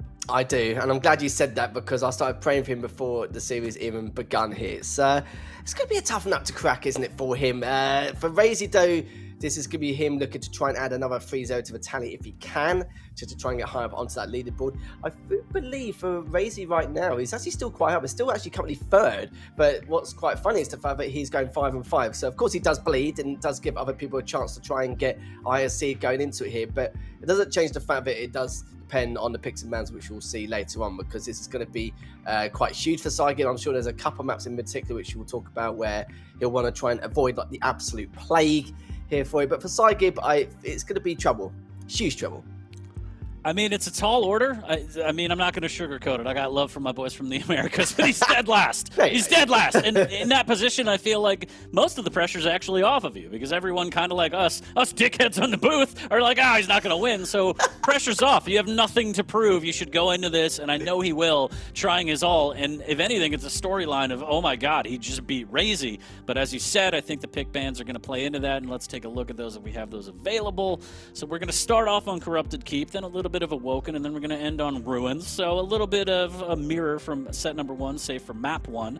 But as always, Lethal, can you take the champ picks, please? Of course. Well, to be fair, even just with the champ picks, I'm surprised Corrupted Keep even was able to stay in the picks and bans. I thought that was going to be the number 1 priority from psygib. So a little bit of a shock, but we do see the BJ versus the Strog, and we've got the Ranger versus the Nyx. It's going to be quite a methodical matchup, especially from psygib's part, to see how much of a thorn he can be on the back of RAISY. And off to Ruins again, and it's going to be a nice little heavy matchup between the two with the Sorlag and the Scale. We know how annoying the Scale can be on any map. It depends on your preference, really. I personally think it's the most annoying on Vale, but on Ruins it can be quite annoying, especially when it tries to claw at some of those items at the last few seconds, or to tank a lot of that damage to get away. There's a lot of little things here and there with the Scale which can really add up and could be a real pain in the backside. But for RAISY, at least he's got the mobility of the Sorlag to get out of a lot of those situations. But the first map, though, is going to be key here. I do feel like it's going to be a bit more one-sided in favour of RAISY, just due to the fact that it's RAISY's keep. There was a period of time for quite a few months where Wenger and Rafa and even CNZ for a little bit started becoming very, very solid and very good at Corrupted Keep. But RAISY's obviously put a lot of practice in. He's looking a lot better on Corrupted Keep. It's back to one of his go-to maps statistically from what I've seen so far. And for psygib, he's also pretty damn good on Awoken as well. But for RAISY, so is he. It's probably one of his second or third best maps to play on in terms of win rate here. So I do feel like, in terms of predictions, before you say it, 4 weeks, I have a feeling you are going to say it. Probably a 3-0. Probably a 3-0. Damn. No respect. No, sorry, man, I had to. Yeah, I mean, I'm looking at it, and I'm trying to find a way, right? We're getting thick on map number 3, at least, but it does look potentially rough for psygib. And I mean, champs aside, as you said, RAISY, and just kind of the performance between RAISY and psygib has been rough. I don't know, though. A little bit of chaos. Maybe I'll just say psygib can take it. I don't know. Yeah, I'm not sure either. You can see as well, the Athena's been banned as well, just to make sure psygib can't use it on the second map, so he's gone for the Nyx. And of course, he's banned the clutch. And in all fairness, I think everyone should. And if you don't, then what are you doing with your life? That's the serious question we need to be asking ourselves if you're against RAISY on Awoken. But at least, there's a few bans there, which is correct in terms of psygib. But it's a shame that he decided to ban Blood Covenant instead of banning Corrupted Keep. But I don't know, maybe he decided to ban Blood Covenant because he's actually quite keen on Corrupted Keep himself. Not really 100% there, but we'll see how he performs, especially with the Strog. The Pika will definitely be in good use without the rail in play. I mean, I know psygib can shred with the LG, but can you go toe-to-toe with RAISY? That's a different question entirely. So it's going to be interesting to see how the momentum starts for either player on Corrupted Keep, specifically, not only the map, but throughout the set. I think I am going to be a psychopath and just say psygib because I have nothing to lose. Happened last time. I'm not surprised. I have nothing to lose. But yeah, I mean, I feel like realistically, RAISY, this should be maybe not a walkover, but this should be a 3-0. But, you know, I gotta root for my boy a little bit. Put some money in his pocket at least. Maybe a map, give him something. We'll see. We'll see. He's got a lot of work to do, does psygib. We want to see that ascension to psygod that we've seen before. I'm dying to see the headband and the sunglasses again. Please, maybe today's the day, and if it's against RAISY, it'll just be more incredible. But I mean, statistically, yes, probably RAISY's going to take this one 3-0. It's not about the W, is it, for? It's all about the attire, isn't it, with you? I'm not surprised. it's all fashion, no function. This right here is finally curated, I promise. It doesn't look like it. But we are going to get into map number 1 here, chat. I think predictions have been open, so get those last-minute predictions in. Try and make some channel points. And holy mother of God, 96% in favor of RAISY. That says it all. And we're getting into it right now. Corrupted Keep. Prayers up for psygib here as we're live. Map number 1 between these two, RAISY and psygib. We're starting off on RAISY. Yeah, that percentage rather, is a true indicator of common sense and also covering their losses as well. And the rockets coming out straight away from RAISY. Absolutely ridiculous. And I'm going to puke. Things off quite nicely. It's going to be just more of that. 30 seconds in, big rockets from RAISY, as you said. He's got that ice beam as well, Mr. Freeze. Yeah. Double. psygib has to be careful playing with fire here. Doesn't even get the armor shard, just gets pinned up against the wall, and RAISY opening this one up quickly. psygib will grab the heavy, but an aggressive tickle here. And now he has to be careful trying to make his way to the rockets. And RAISY just says, you know what, play with your Pika. I don't care. Yeah. You grab this Mega. Just not asked about it at all, is he? Just not bothered. It's just like you can do what you like with it at this stage. And why not? RAISY's in a prime position at the moment. Only a minute past. It could be the third frag here to add to the tally. He's going to push on forward, but looks like psygib does. I wouldn't say get away, but just trapped into a corner at the moment, and RAISY just standing his ground, saying that you can stay for 8 minutes 50 for light, but you're not really going to get much further. Still got a huge stack, still got weapons in his arsenal, because the rockets are lurking so damn good here for you. My God. We might have to stop the stream as this is not safe for work. 5-0, minute 30 in. We kind of thought it might go this way, but I didn't want it to be this bad. I don't know. Part of me is my heart breaks. I don't know, a little bit. Yeah. But still a lot of time on the board, Lethal. You can't just give up. You can't just give up. psygib needs to fight back. Does take a lot of machine gun damage as RAISY's able to claim the heavy and make his way back over to the Mega in time. So he's got... hell. It's happening again. I need one of those puke bags from the airlines. You do. Maybe you could get a sponsor or something. Oh my God. And the spawn running. Yep. psygib, you can't get away. This... it's happening. This is just ridiculous. RAISY's already 8-0. Treating it like a game of ranked at this stage here, but don't go on. psygib is trying to do what he can to trade out, to try and get the weapons, but RAISY's just here, there, and absolutely everywhere. 9-0, 2 minutes 20 is passed. This is just absolutely ridiculous. He's going to stop him from getting the Mega as well, so it means that he's already back to his default stack pretty much. Looking now to see exactly what any more damage he could do at this stage. You can't do any more if you try. Oh, nice little tickle damage to get the info he needs. Using that tri-bolt now to continue to trap him whilst he gets that light. At this stage here, if you were in psygib's shoes, go on, what would you do? Besides violently cry and pray for forgiveness, I don't know what else you can do. He has to try and slow the game down, and there's no way to do that when you're getting out-positioned, out-aimed. Okay, there's a good rocket, and he gets in on the Mega. There's an opportunity, and okay, maybe the peeker play could turn this whole thing around. One frag on the board for psygib, and that's an opening, and that's definitely what you need. That's a good start. Still a lot of time on the board, as Dan always says. You know, if you're going to lose, lose early, and that way you have time to come back, but... the way RAISY's been playing, I don't see it. I don't know. Yeah, I'm going to agree with that one. We know he's got the shoe stack here. It depends on how he's going to approach this. But then again, looking quite good so far from what we witnessed previously. Will RAISY be able to get away, though? No, he does not. He just tries to continue to engage to see if psygib turns back around and does a 180, but actually does not. Just plus forward pretty much is now...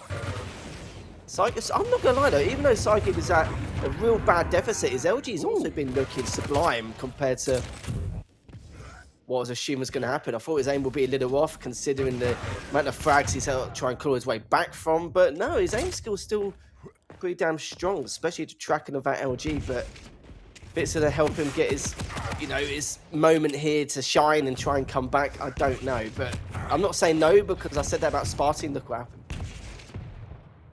Yeah, you hold the well-being of these players in your hands with your words, Lethal. Be careful. 9 frag deficit for psygib, putting something on the board, and okay, putting a little something in the highlight reel. That's literally what he's playing for now, pretty much, isn't it, at this stage? But then again, what's the 10 frag deficit now? It's 8. Do you know what? It's been 16 frags, and we're not even at the halfway stage yet. It's absolute madness. It's now psygib trying to claw at the top mid control. Just seeing if he can bait RAISY to go out from the red room, but he does not. It's actually directly underneath. He doesn't realise it until he comes out from the peaker position here, but still cleans him up anyway. Took a lot of damage though. Meg's up in the next few seconds. Depends what he's going to prioritise. Looks like it will be the heavy, but he wants to look up top to see if RAISY has the exact same indication, and he does, but just from a different route. Spawns at the Mega, but the Rocket's going to stop him. Did he pick up? Yes, he did. 40-5 now. And only at the halfway stage here. Could be seen at least a 20 from RAISY, depending on how he's going to play this out.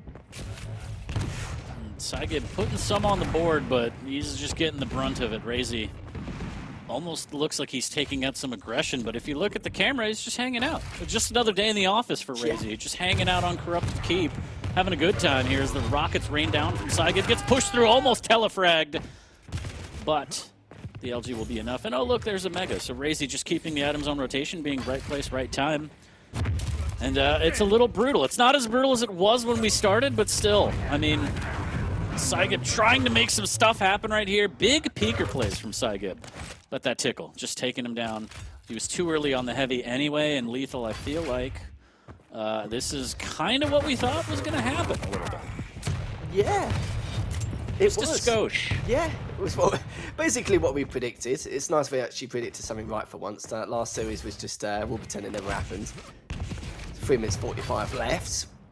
As RAISY just having a bit of a bounce around here, just trying to keep playing with the audio cues. God. Takes him down from the red room, is now looking to try and catch him on spawn. And, oh, literally, he was on the edge of that spawn circle there, and still psygib spawn directly in front of him, using that heavy machine gun. Going to be taking out the peeker, both of them on similar stacks, not anymore after RAISY picking up that heavy, and also gets to the Mega in time. This could be huge here for RAISY to now at least try and help his lead, but in the end, psygib is the one who picks it up, continues to survive, still looking to try and at least give himself some leeway here to survive a little bit longer and recover, but just not going to happen. As already looking for that trade once again, but I don't know what weapons in his arsenal. He's only got the rockets, and from that angle here, 40, it's a dangerous place to be. And it looks like now RAISY's in a prime position to pick up the heavy and now try and tackle down on the Mega if we can. Dual wield to fend off psygib. Little rocket was a gift, but it looks like RAISY will break 20 on this one, and that's always just monstrous to see. Look at those rockets! Gorgeous. Absolutely lovely, isn't it? Absolutely lovely. 20-5 now. We did say he was going to hit at least a 20 stage. No matter what happened, has still got 2.5 minutes left to add to the tally. Good use of the heavy machine gun, good shots as well, but it looks like the peeker should clean him up, does not. And now we're going to see if psygib can continue to challenge for his heavy, which he did, but at this point in time, he's looking to back away and go for this Mega though. But RAISY needs to try and back away as soon as possible. Still takes it down anyway with 2 HP, 2 minutes left. 60 frags to claw back from. Not going to happen here. It's now RAISY's going to try and continue his destruction. My God. And I'm telling you, it's not just the freeze ray, all right? This guy has ice in his veins. RAISY just, I don't even know if he's blinked all game. And he's putting up 23, opening up more. Potential for 30 based off the spawn. Like, I'm going to vomit. Yeah, I feel sorry for you. You vomited at least 3 or 4 times during this entire segment of this map. And now RAISY, brutal. It's a brutal time to be alive, especially for psygib, who's been on death screen more than anything else here. RAISY left on 42 HP. psygib's going to challenge, gets the sick frag to his name, but at this stage he's probably thinking about the second map about 5 minutes ago, let's be honest. Yeah, and I don't blame him. I mean, he's staying in it. Good on him. But as we said earlier, playing from the position at the bottom of the leaderboards going against, you know, any of the top 3, it kind of pressures off. Like, you really don't have too much to be upset about. Obviously, you want to win and do your best, but this shouldn't be anything where psygib, you know, beats himself up. It's just next map, reset, go for it, because it's only up from here. And the Peeker plays have been pretty good for what it's worth, right? Chat? Anybody? Yeah? Okay. I'm just going to say yes. It helped him get at least a few frags. Smile and nod for me, please. RAISY now just flying on in, got the LG there, got the verticality of it, but depends if he wants to continue the bout, which he does not. And psygib is just, I wouldn't say hiding for dear life, but just looking to try and survive and see if he can catch RAISY with his trousers down, but just not going to happen. Still the verticality in favour of RAISY, dropped down instantly. Mega's up in the next 7 seconds. Could pick up the light if he wants to, but he's going to decide not to be proactive and his product is Mega. But it doesn't matter. Only a few seconds left. 24-7 here. It is what we predicted. Don't get me wrong. We know that psygib's a good player, but for RAISY, though, with the speed and agility and a methodical play, he hasn't cracked to keep. He has it knuckled down here. Nearly 2,000 more damage. 26 items to the 11 of psygib. But to be fair, you can see as well, 42% LG accuracy coming out from RAISY. Actually, 3,200 damage with the LG. 3,200. I don't think that's the most I've ever seen. Or at least close to it. If there was ever any question as to whether this is still RAISY's keep, I think on this moment, I mean, that opened the game. That sequence of rocking was opening for the game, and it just spelled disaster for psygib. He did put up some frags, but this was, let's not sugarcoat it. This was the RAISY show, and he made it look easy. And again, ice in his veins, just no expression, the serial killer in the arena. And if you're a psygib fan, you just kind of cross your fingers and pray and be like, maybe next map won't be as hurtful to my feelings. I don't know. I don't know. It doesn't seem like RAISY has any reason to let up. 24-7 as we take a look at the stats summary from Corrupted Keep to open up the series. Wow. Tough. It's tough to take it, isn't it? 3,200 with the and the fact that he still had 43% accuracy with that much use of the LG, that's madness. I mean, quick math, right? He did more LG damage than total damage psygib did. I can't read that. Can I? Is that right? I thought we can't read. Is my math good? I thought we decided we couldn't read. I just see symbols. I don't know what that means, but I don't think it's good. I don't think that's a good thing to have that stat line. I think my God, he edges it. I think psygib still has more damage, but we're talking like about 300, something like that. You know what I mean? Quite quick on your mental arithmetic at times, but today I'm having a meltdown, so. Yeah, it's just brutal. Fantastic play from RAISY through and through. I mean, Corrupted Keep is a map that absolutely lends itself to these ability to get 2 or 3 spawn frags. It's almost mandatory at this level, where depending on where you kill your opponent, you need to be able to run the spawn just to ensure and give yourself that padding for the lead. A bit too much padding, in my opinion. 24-7, brutal, but this is the arena. No mercy, as we are getting loaded and locked for the next map. Awoken, as we see on the board. Ranger versus Nyx. Do you see it going any other way based on that first map performance? Do you think psygib has it in him to take one from RAISY? I hope so. Why are you laughing? That was a serious question. Now you're just being disrespectful. How dare you? I know. How dare me? Yeah. I know. Awful human being. Awful. Just awful. But don't swear. I swear. This is... Okay, for psygib, this is more his style. He can use the Nyx. He can have that aggressive ghost walk as he sees fit to try and at least lay down the law in some way. But after what we just saw from there, when you see someone with a 43% LG and done 3,200 damage, it's very difficult to say no, like straight up, isn't it? But then again, psygib has this knack of taking the odd map or 2 here and there off a lot of these players. He hasn't had 1 series win yet, but he's had like 4 2-1s. Like at some stage it's going to come to him. He's going to get that 1 dub to at least end the season with at the bare minimum. It's just a matter of how and when. Is it going to come now? Probably not, but in terms of taking this map, I think Nyx will suit his playing style, but I don't think it's going to be enough to really change the indicator or change the factor of how RAISY's been playing at the moment, especially with that LG. Christ. I'm taking a look at the predictions. 97% I don't. in favor of RAISY. And Lord help whoever predicted psygib. Really predicting the under. Just fingers crossed going in. I mean, the only difference that might sway opinion the railguns back in play on Awoken, of course, so psygib does have the ability to maybe play distance, try and get some chip damage before he goes toe-to-toe LG. The difference there is RAISY has the Ranger, so he could Dire Orb and get close and just negate all of that distance. We'll see exactly how he plays it. At this point in the series, after that kind of warm-up for RAISY, I'm personally wondering, when's the Gauntlet going to come out? Yes. I don't know. I feel like chat might be thinking the same thing. We might see it. We might see one or two, depending on how it goes. I think psygib has to come out the gate swinging on this one. Again, nothing to lose at this point. Nothing to lose. Just do your best and see what happens. And if anything, you can make a fantastic upset, and that one person in chat with their channel predictions very rich. You. Definitely. See, just look at it. It's rare that you see 96-4. Like, that looks wrong. I don't know, but all I can say is that out of all the maps, this is probably, for one map, he could probably take away from RAISY with the Knicks. That's the only thing I'm saying. If he doesn't, then I don't know what else to do. I'm trying to support him here. Trying to support the Americans here. We're all being supportive. We are. Is this on an NA server? Okay, it is, Ben. Okay, I've got a little bit more hope for him now. It's all different now.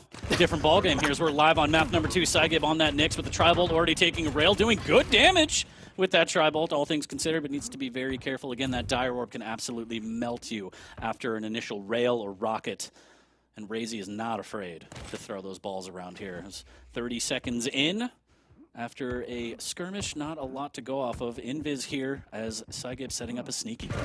Ooh, and actually caught him off guard there. He didn't have to read or any kind of indication at all in the start. It does get away. How long for, though? It looks like it's not going to be able to come in with the rail in time.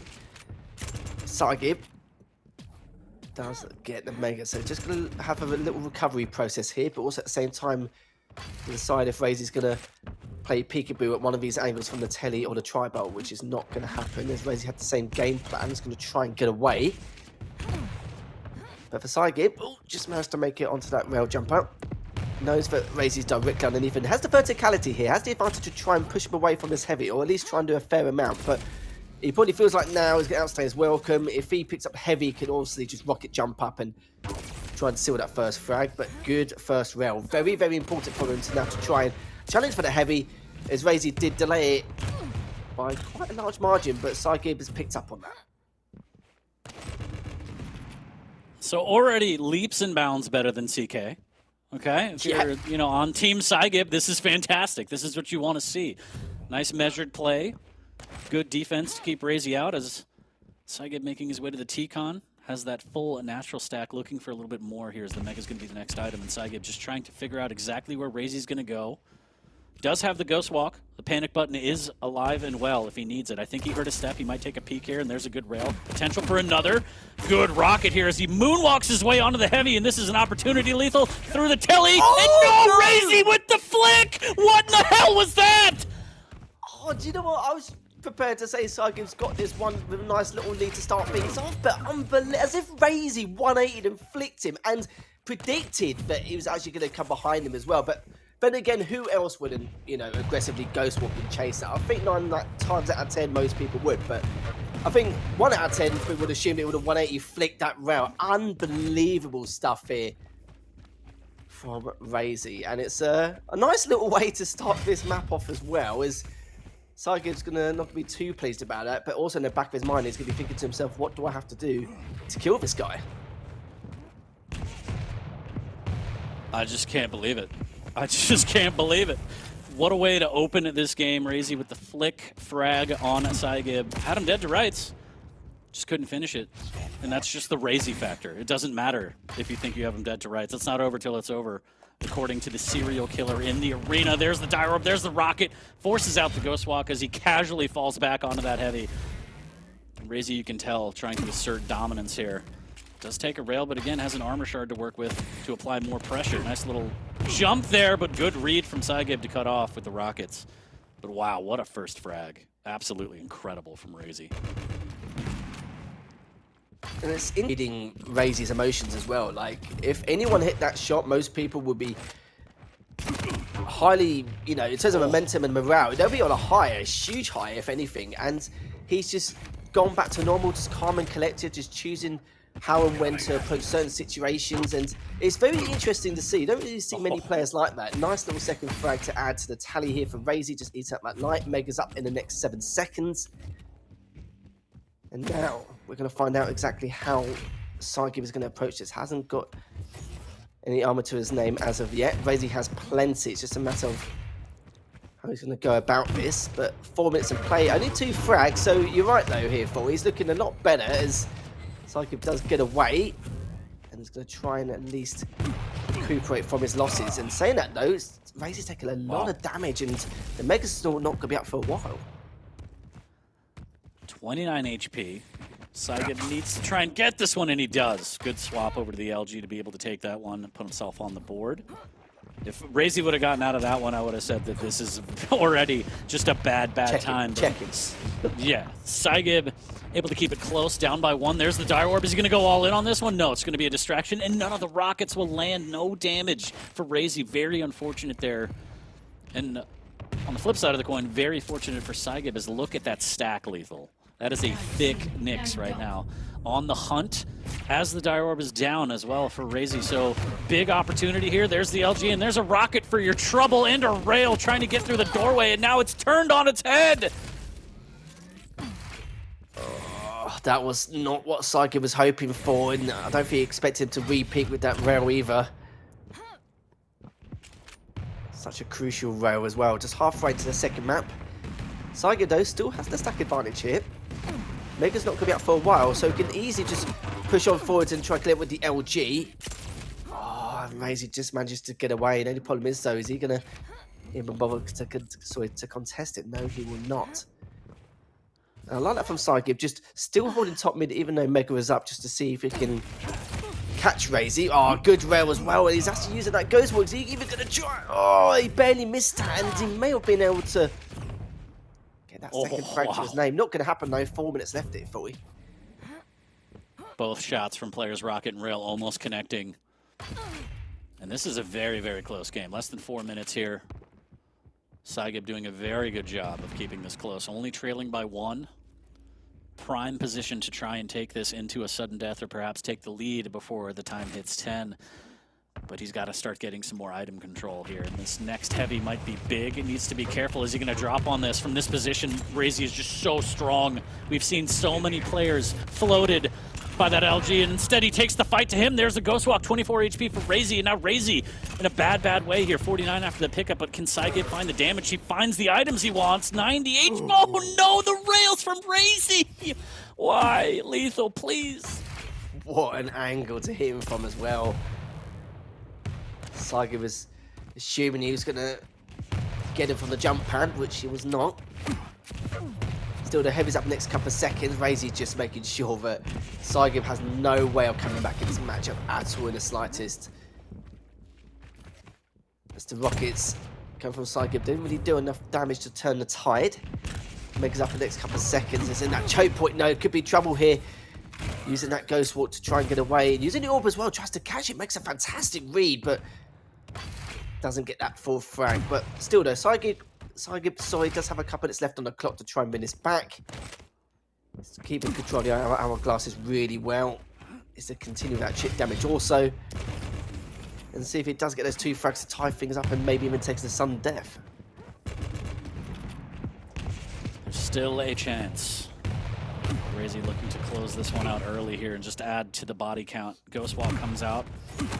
RAISY just using that passive brilliantly from Ranger to close the gap between items, and also while in hot pursuit, able to deny the armor shards as well. As we take a look at the stats, 21 armor shards to 13 for psygib. Majors are pretty close too, except for the heavy. That's firmly in RAISY's favor, and look at that.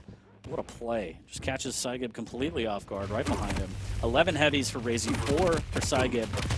He is pushing with the LG, but the shotgun's going to plant him there, 5-1. And now this one's kind of torn open. That rail will miss. Opportunity for psygib. Nope. The pursuit just gives him too much to deter from a fight. And oh no, there. Okay. Oh. You saw it. You saw it. This is it. Last minute and a half. It's gauntlet time, baby. He was definitely considering it, but of course that last rocket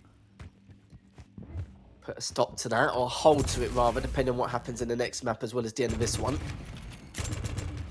But yeah, this is looking very bleak. 5 frags, not going to happen. He has to do something now, or it's just going to be a 2-0 here. Picks up the Mega. RAISY's not going to expect it from behind, but then again, it doesn't really matter. And you've got to remember the starting stack of psygib. It's going to make matters worse. Sorry, for RAISY, it's going to make matters worse for psygib considering the circumstances here. Heavy still up. No, delayed it a bit. Not like it matters. RAISY's got a huge stack to close this one out, which does mean it is going to be a 2-0 in favour of RAISY here. Looking to try and go for the third on the final map in a short while. But yeah, psygib played a bit better, don't get me wrong. I think at the start, especially the first 5 minutes, he played extremely well from a methodical standpoint. But yeah, I kind of feel like that 180 flick for the telly for the first frag just made psygib think, like, for Christ's sake, what more needs to be done? What do I have to do to murder this man in the arena? That's definitely going in the highlight reel. You can count on that here as the time ticks away. 10 seconds left. This one's going to be 9-1. psygib calling the GG. He wants out of there. Take me to map number 3 and get me out. Ruins is going to be map number 3. Do we count that? Does that technically count? I feel like we might see another gauntlet on map number 3 that's more stylish, let's put it that way, from RAISY. But that is the end of map number 2. RAISY takes that one firmly. Well played to psygib. I mean, better than the first map, but a lot of performances would be better than the first. But that just goes to show how good RAISY is on Corrupted Keep. Taking Awoken as well. I mean, the series is his. Now he's just working on a 3-0 lethal.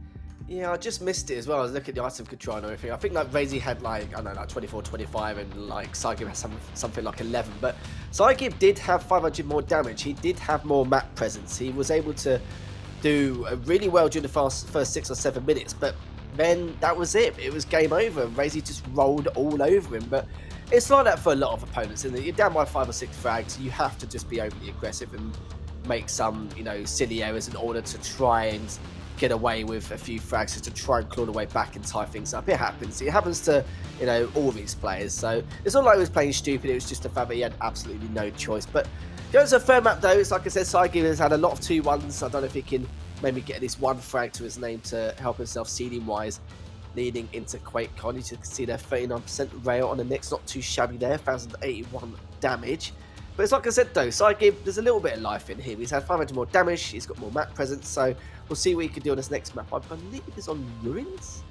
Yes, we're going to Ruins. We're getting super thick. We got RAISY on the Sorlag, and we got psygib on the Scale Bearer, so perhaps the Intergalactic Warlord has a little something in store. I believe, all right, I believe. It's not just the NA bias, it's not just the America's bias, Lethal, I believe, all right? psygib's out there fighting for his life against a legitimate arena serial killer. RAISY just on a tear as we take a look at the map scores. Whew. Don't get me wrong, psygib has his work cut out for him 100%, but you know, that bull rush. We've seen wonky things. DJ Wheat's in the booth over there in the green room, rolling his eyes, vomiting violently at the pick, but that's fine. That's okay. Yeah, I think with the Scale, okay, it's not the best of maps for Scale, but it can be used to a certain degree, you know, to snag those items, to be, you know, if you're in a close range fight, then of course, yeah, use that combat skills to use that bull rush and finish with a shotty or the rockets or whatever you want to do. Whatever weapon selection you have at the time, it's all fantastic. Of course, it would be better on Vale, but, you know, we're going to win, so it's fine. But this is where I said on the last map that it should have a little bit of life in terms of psygib with the Knicks because it's going to suit his style of play and what he's going to bring to the table. But this time round, he's got the Scale against Sorlag for a bit of mobility. So that does mean that he can't afford to lose the lead right at the very beginning. He needs to play slow and conservative as much as possible and to be a nuisance with the contestation of these items. He's contested them sometimes, but even with a stack, he's not contested them enough for my liking. But this time around, he does have the Scale. He can just snag it as he sees fit, even if it's at T-Junction or at Rockets. There's no reason why he cannot, which is what RAISY is going to be particularly keeping an eye on here. I think regardless of what happens, we're going to see a gauntlet. I just feel it. RAISY's already taken the set 2-0. He's on that Sorlag. She's thick, but she's sneaky. I feel like it's going to happen. I feel like it's going to happen. Taking a quick peek at the predictions, even though it hurts my heart, 95% in favor of RAISY. How dare you? But it's going to be settled here in 10 minutes as we get into map number 3 between RAISY and psygib. RAISY already taking the set. psygib just fighting for some money. A little bit of pocket change, Lethal. So we're starting off on psygib, and again, he has that Scale Bearer. He's got almost everything he needs for a fight, just waiting on rockets here. Rail not connecting off the bat. There's the second one. Returned nicely from RAISY. Bull rush in hand. If he wants to drop, needs to be careful. There's the spit. There's the jump pad play. There's a lot of LG. Oh, not too shabby of a start here. The only problem is, though, you know he's got a stack advantage. He's pinned in the courtyard, so he can't afford to take any chip damage, which he hasn't done, which is a good thing. It's just a matter of how RAISY's going to go back. That's what route he's going to take. Looks like it's going to go up the heavy jump pad and back around again. But for psygib, it's just going to back away once more. Heavy's going to be up next in the next 15 seconds.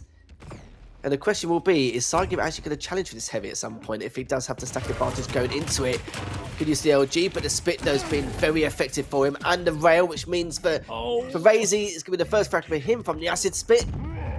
Just misses him, but instead, using that bull rush just to play it safe to go for the heavy. But RAISY's like, that's fine, you can waste your bull rush. I'm just going to stand up top and pick up the mega. Oh my god, I'm so glad that psygib didn't make that jump, because if he made that jump, he might have eaten a rocket directly to the mouth face.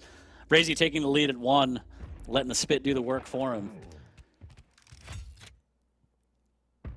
And he just looks so comfortable. I mean, he always does, right? If you look at his webcam, it's just, you can't even tell he's playing a video game. But that's what makes him so scary.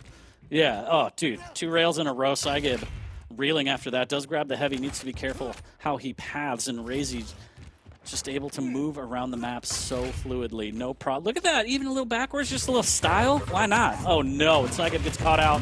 There's more spit, there's the bull rush, just to try and get away, but he's gonna eat so much damage. There's a rail, and he's still ticking away lethal, not like this, not again. Oh no, he's just playing him into the health bubble, barely. And he knows it, he knows it. He knew that if he went to the health bubble, he would have been stuffed. He would have been absolutely Playing Counter-Strike, just shot right in the chest. My god. I was literally going to say, is this CS or literally Rainbow Six? Was waiting behind that. But like, where else is he going to get? psygib knew he was down and out there. 100%. But for RAISY, though, he's just living his life at the moment, I think, here for RAISY. Just living his life at the moment. Just, but one thing I do actually, you know, you were talking about his reaction to some of his shots. I want to watch back that first flag on the second map and see how he reacted to that, because he probably was, no, my luck, he probably was still calm and collected and wasn't jumping out of his chair, I'm sure. psygib has the starting stack, but just trying to get away. I would bet my entire fortune that he was just stone cold killer even after that amazing frag that we saw. Like, that's just the way RAISY is. He's so hyper focused on the task at hand. You rarely see emotion. When you do, something is usually off, as he has the firm 3 frag lead here, 3 minutes in, controlling the map well. psygib trying to chain together some rails, make something happen. Those 2 open up the map for him now. RAISY trying to fend him off, trying to get that spit. I think he may have gotten a little bit off just for some tick damage. And now he could track him as well. And he turns nothing into an amazing frag off the spawn, just based off the spit and the tracking. psygib not respecting it and just getting planted immediately. And that's so disheartening, Lethal.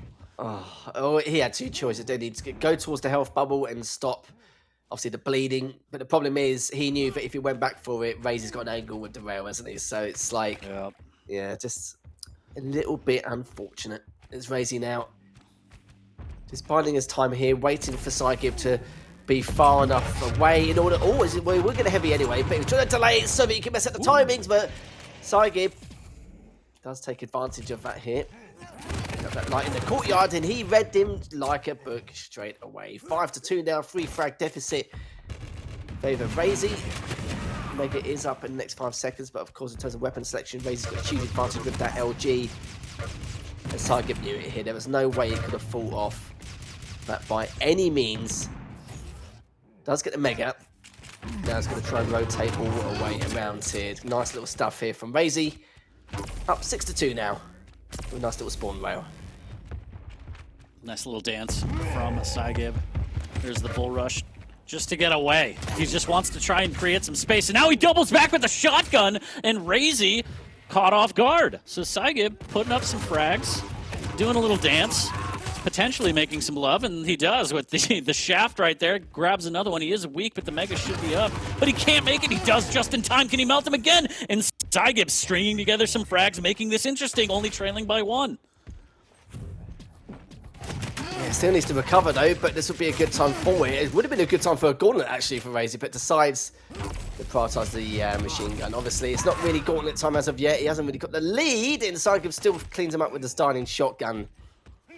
Yeah, this is becoming a little bit chaotic. A bit of a slugfest here. Both of them just charging into each other. Comes out with the ball. What? Raisy's going to come out on top. Yeah, mate, I don't know. I don't know. What? Phantom pellets in the shotgun. Somebody check him PC or something, whatever the kids are saying. I don't know what just happened, but I do know that psygib is down by 2, but he's making this interesting for sure, Lethal. Absolutely. psygib is keeping this close. And look at the stack he has at the moment. Oh, this is the perfect time to use it if you can try and pin RAISY down, but with that spit down, it's not really going to help him too much as the bull rush just misses. Oh, look at the amount of damage he's doing at the moment, even with the rocket, and even though the bull rush can tank a fair amount of damage, it's not going to do a huge amount there, and psygib with the starting shotgun once again cleans it up and keeps that 2 frag deficit, or trying to keep this as competitive as possible. But psygib's going to get taken down here. Could have been a gauntlet moment, but once again, RAISY just trying to play this safe. Yeah, this isn't a blowout by any means, so RAISY does have to be careful how he plays it. I mean, RAISY's going to RAISY at the end of the day, but a little bit of restraint, not going for the gauntlet quite yet. Doesn't have it sealed up the way he'd like. There's the spit to do a little bit of zoning here.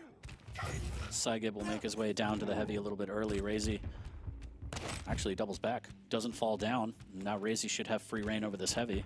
psygib waiting at the jump pad. But the amount of spit damage and frags that RAISY... Oh my god, what a play! The rocket, 100 damage! And Ole, the bull rush, does not land, and RAISY is just so good.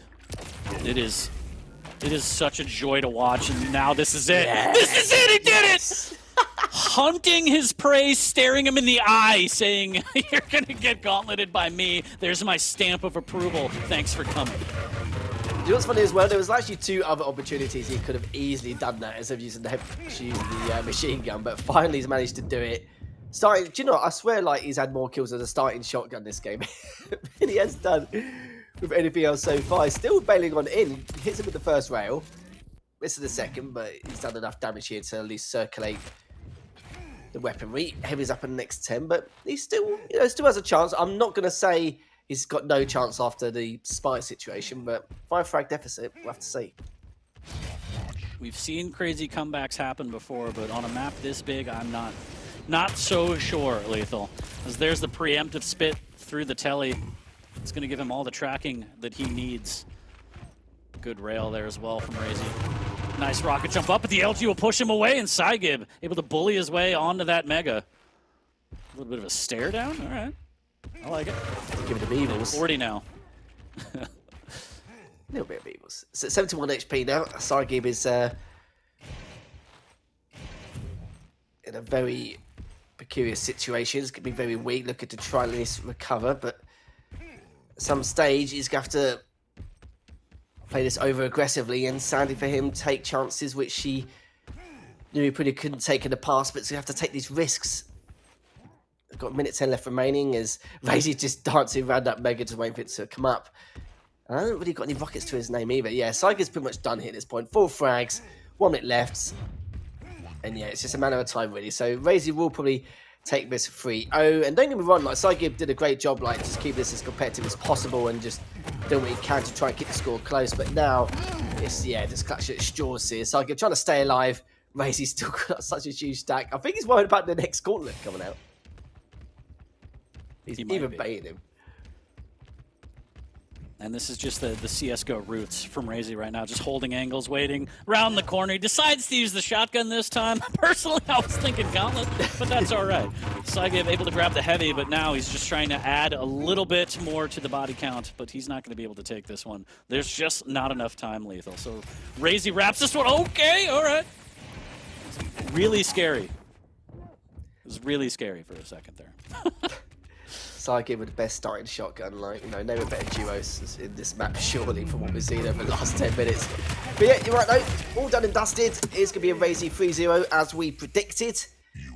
As psygib did keep that last map a little bit competitive, but just knew that he was done over the last couple of minutes. Some interesting plays as well, especially that repeat from Courtyard when RAISY had the machine gun. That was just absolute madness. And to control was also very similar, so to speak. But look at 68% rail, I just noticed there from RAISY. Not too shabby at all. Yeah, just solid play from RAISY. I mean, that first map is just kind of how CK can go. I know the scoreline was absolutely absurd, but you get in this loop, you can't really do anything, you get stuck, and then the score gets blown out of proportion. So that's kind of what that was. I think the second and third map were more indicative of what psygib's capable of in terms of keeping it close, even against someone like RAISY. He did his best, but at the end of the day, RAISY doing the RAISY show. And especially on map number 3, just getting so many spit kills. You know, whoever said spitters are quitters is a damn liar, because Sorlag is just so good in this game. And then, yeah, we saw a little bit of Counter-Strike come out as well, Lethal. Yeah, we had a mix of everything, I think. Not just this map, but just this whole series alone. It's been weird, but do you know what? I think a lot of us are weird. Let's be honest here. I'm a bit weird, you're weird, and so we've seen a bit of a weird third map. Definitely weird. Oh, yeah. Putting it nicely for me, sure. There's no debate. No debate at all, as you can see. 60% rail, 2100 damage, and he had a lot of damage in the LG as well. A lot more map presence. We all knew it was going to be a 3-0, and a 3-0 came into fruition. At least he kept the last map, and the second map a little bit close on what we've seen there. But just another day for RAISY. He's going to go higher up on leaderboard, still currently third, and he'll probably stay there, considering a few other players underneath him are, obviously not playing today. So, yeah, he's going to keep that third spot for now. Yep, as we take a look at the recap from the set. Again, scoreline's not as bad on map 2 and 3. If you look at map number 1, you're going to say, oh my god, was psygib in the server? It was brutal. It was brutal. But again, that's kind of how CK rolls, especially at this level. Being able to frag in the center of the map and just run the spawns into the red room, as well as rockets, can be absolutely brutal. But again, RAISY taking it 3-0, showing the world that, again, for another week at least, Corrupted Keep is RAISY's keep. So that's 2 done and dusted, Lethal. We got 2 more on the way. That means Papa Wheat's going to come in here and try and wrangle us and get our shit together, so to speak, because God knows I don't have mine. But we're going to take a quick break first. We'll be right back with the featured matches of the week.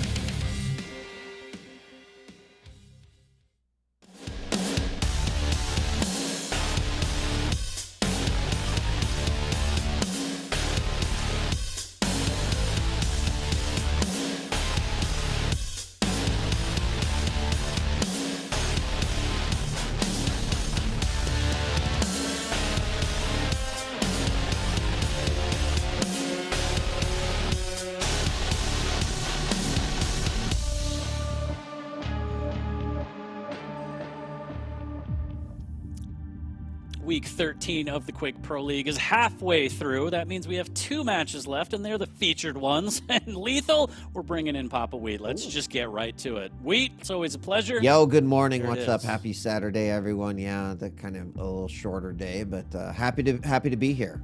Thanks for having me, guys. Always a pleasure and an honor, and I'm glad that we had to kind of end off on a map where Scale lost, because I know that's in your comfort zone. You're coming in fresh and happy. It's good to see you, but now we got Chain versus CNZ, and Wheat, since you're to the table, what do you think about these 2 players, Chain, CNZ? We're going to go at it in a little bit here. Tell me a little something. Yeah, so, CNZ sitting at the number 7 spot, Chain sitting at the number 13 spot, and we are getting closer to the end of the regular season. So these matches in particular, I think, are especially important as we march closer and closer to the finals. So CNZ has had his ups and downs. I think that there was when CNZ first entered into the field, a lot of us were like, oh damn, like the ceiling's high for this one, and I think it still is, but he's been kind of on his own journey. I do think his play this particular season has been good. I think Chain, I feel like there's just been some consistency that we've all been hoping that we'd see out of Chain. So, frankly, I think this is a really important match just because of how close these 2 players are in the rankings and what that could mean for each one moving up and down. So there you go. That's what I think. I don't want to go to a prediction because no one else has said anything. So there you go. How dare you? Yeah, exactly. But for CNZ, yeah, I do agree with what he said in terms of he has his ups and downs, because he does. He really does. There's times in the spur of a moment where he's had some really good weeks. It's in solid blocks. Yeah. And there's another 3 or 4 week block where we don't really see anything of him. And he's gone back to his bad ways of just not being able to adapt to other players. And then he has his good weeks. It's very, very strange. But we're now in the good block, I'd say now, because of the fact that he managed to take down maxter 2-1 last month. A few weeks ago, he did also take down dramiS. And that was a 3-0. And that was a little bit of a surprise for me. I may be making an early prediction here. Sorry for you. I know you like to ask us and that. Yeah, I can see it. It's okay. But but literally though, I feel like if CNZ has been this consistent and has beaten maxter and defeated dramiS 3-0 only a few weeks ago, there's no reason why I shouldn't take down Chain, surely. Well, let's take a look at the pick bands first. But I am very ashamed of you for predicting. This should paint a better picture for us, where you got Corrupted Keep, we got Vale, we got Blood Covenant, and before we get into the champ picks, we got Keel, so Chain's winning it. Lethal, take it away as always. Well, for CNZ, I'm not surprised he selected Corrupted Keep. He has defeated Rafa once before, and that wasn't by a small margin. That was literally by a huge deficit. I think it's 19-4, 18-4, something like that anyway. But it's definitely been one of his stronger maps outside Molten Falls, which of course isn't around anymore. Quite surprised that Vale has slipped in for Chain. For Chain, Vale is one of his best maps statistically, and then normally it's Awoken afterward, which is why, of course, CNZ has actually banned Awoken. So maybe he thought to himself he had a choice. Vale or Awoken, he seems to be better performing on Vale, and plus he gets first pick, which means that he'll obviously go with the Eisen. And against the Kill, funny enough, it's just going to be an interesting point. And Blood Covenant to finish things off with the light champions of the Nyx and the Anarchy. We have to see what CNZ can do with those aggressive Ghost Walks. I like this. I mean, for both players, the Chain with the Keel 40. We'll have to see what happens with that. But I will agree with you, 40. Keel on this map has been a lot of fun to watch as players continue to kind of nail and figure this out. I mean, I think the grenade could be so very powerful in that regard. But I mean, looking at Blood Covenant too, having kind of a speed matchup, and this is something that I feel like we've been seeing a lot of this season. So it's always welcome.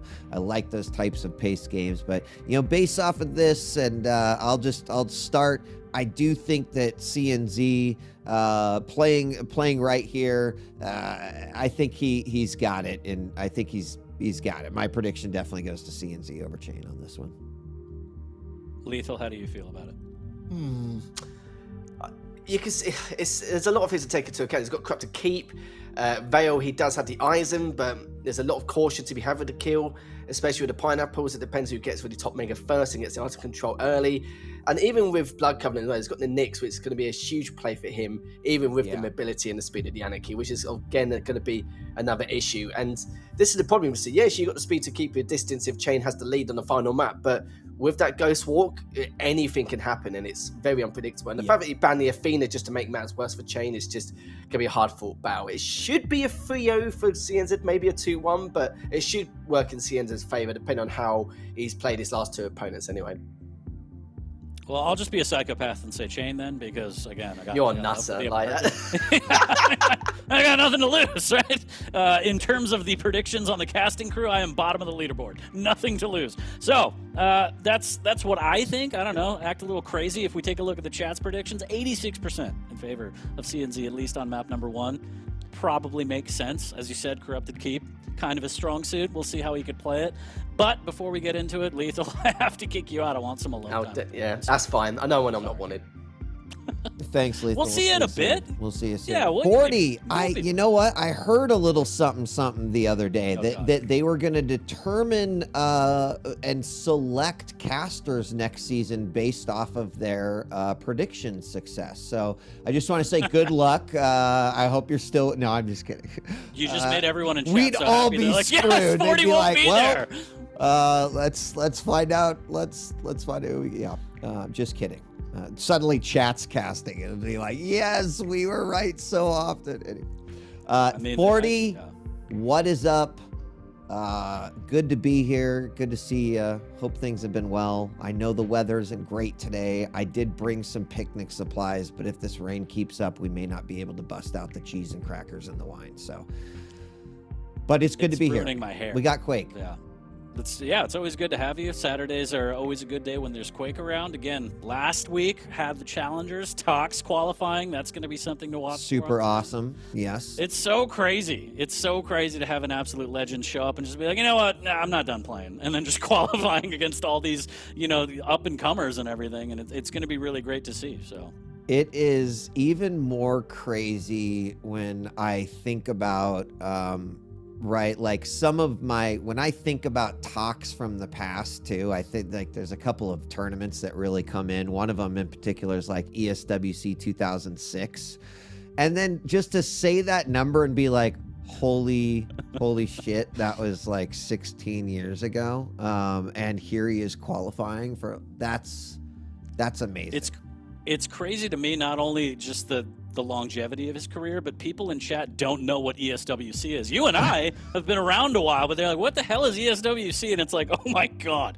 But anyways, this isn't a history lesson. We're waiting on the players to ready up, sorting out the servers and stuff like that. But yeah, I think that's fantastic to see. And again, there are more qualifiers. So if you think you want to throw your name in the hat, you want to run with the big dogs, June 19th, top 4 for the global qualifier will make it. Yeah, it's time. Everybody in chat that's like, I wouldn't miss that shot. I wouldn't mistime that. Now's your chance. Let's see.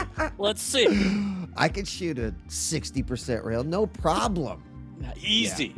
Easy. But you know what? The fact that there is a chance that there's a road in, it's great. Right? I mean, we might get other surprises. We got Tox, maybe suddenly Paul Cesium Nelson is going to come out of the sewers. I don't know. And, start making some calls, Wheat. I know you got numbers. Start making some calls. It's like going to be the return of Bitch Slayer. Actually, he's going to come and he's going to. No one knows where he's been for 15 years, but suddenly all right. Let's go. I can't wait for when we have the finals and then the end boss, after everything is done, 0-4 just comes out and he says, you're not done. You have to beat me. And I'll be like, oh God. Yeah, it'll be great. We'll see. There's a lot planned. It's going to be awesome. Again, we are working on getting the players in the server and up and ready. We're going to get into it soon. First map, CK. It's going to be Ranger versus Galena. I think I like the Ranger on this map. I like Ranger on pretty much any map. The passive is fantastic, and the Dire Orb is huge. I don't know if the totems are going to play that big into it, Weed.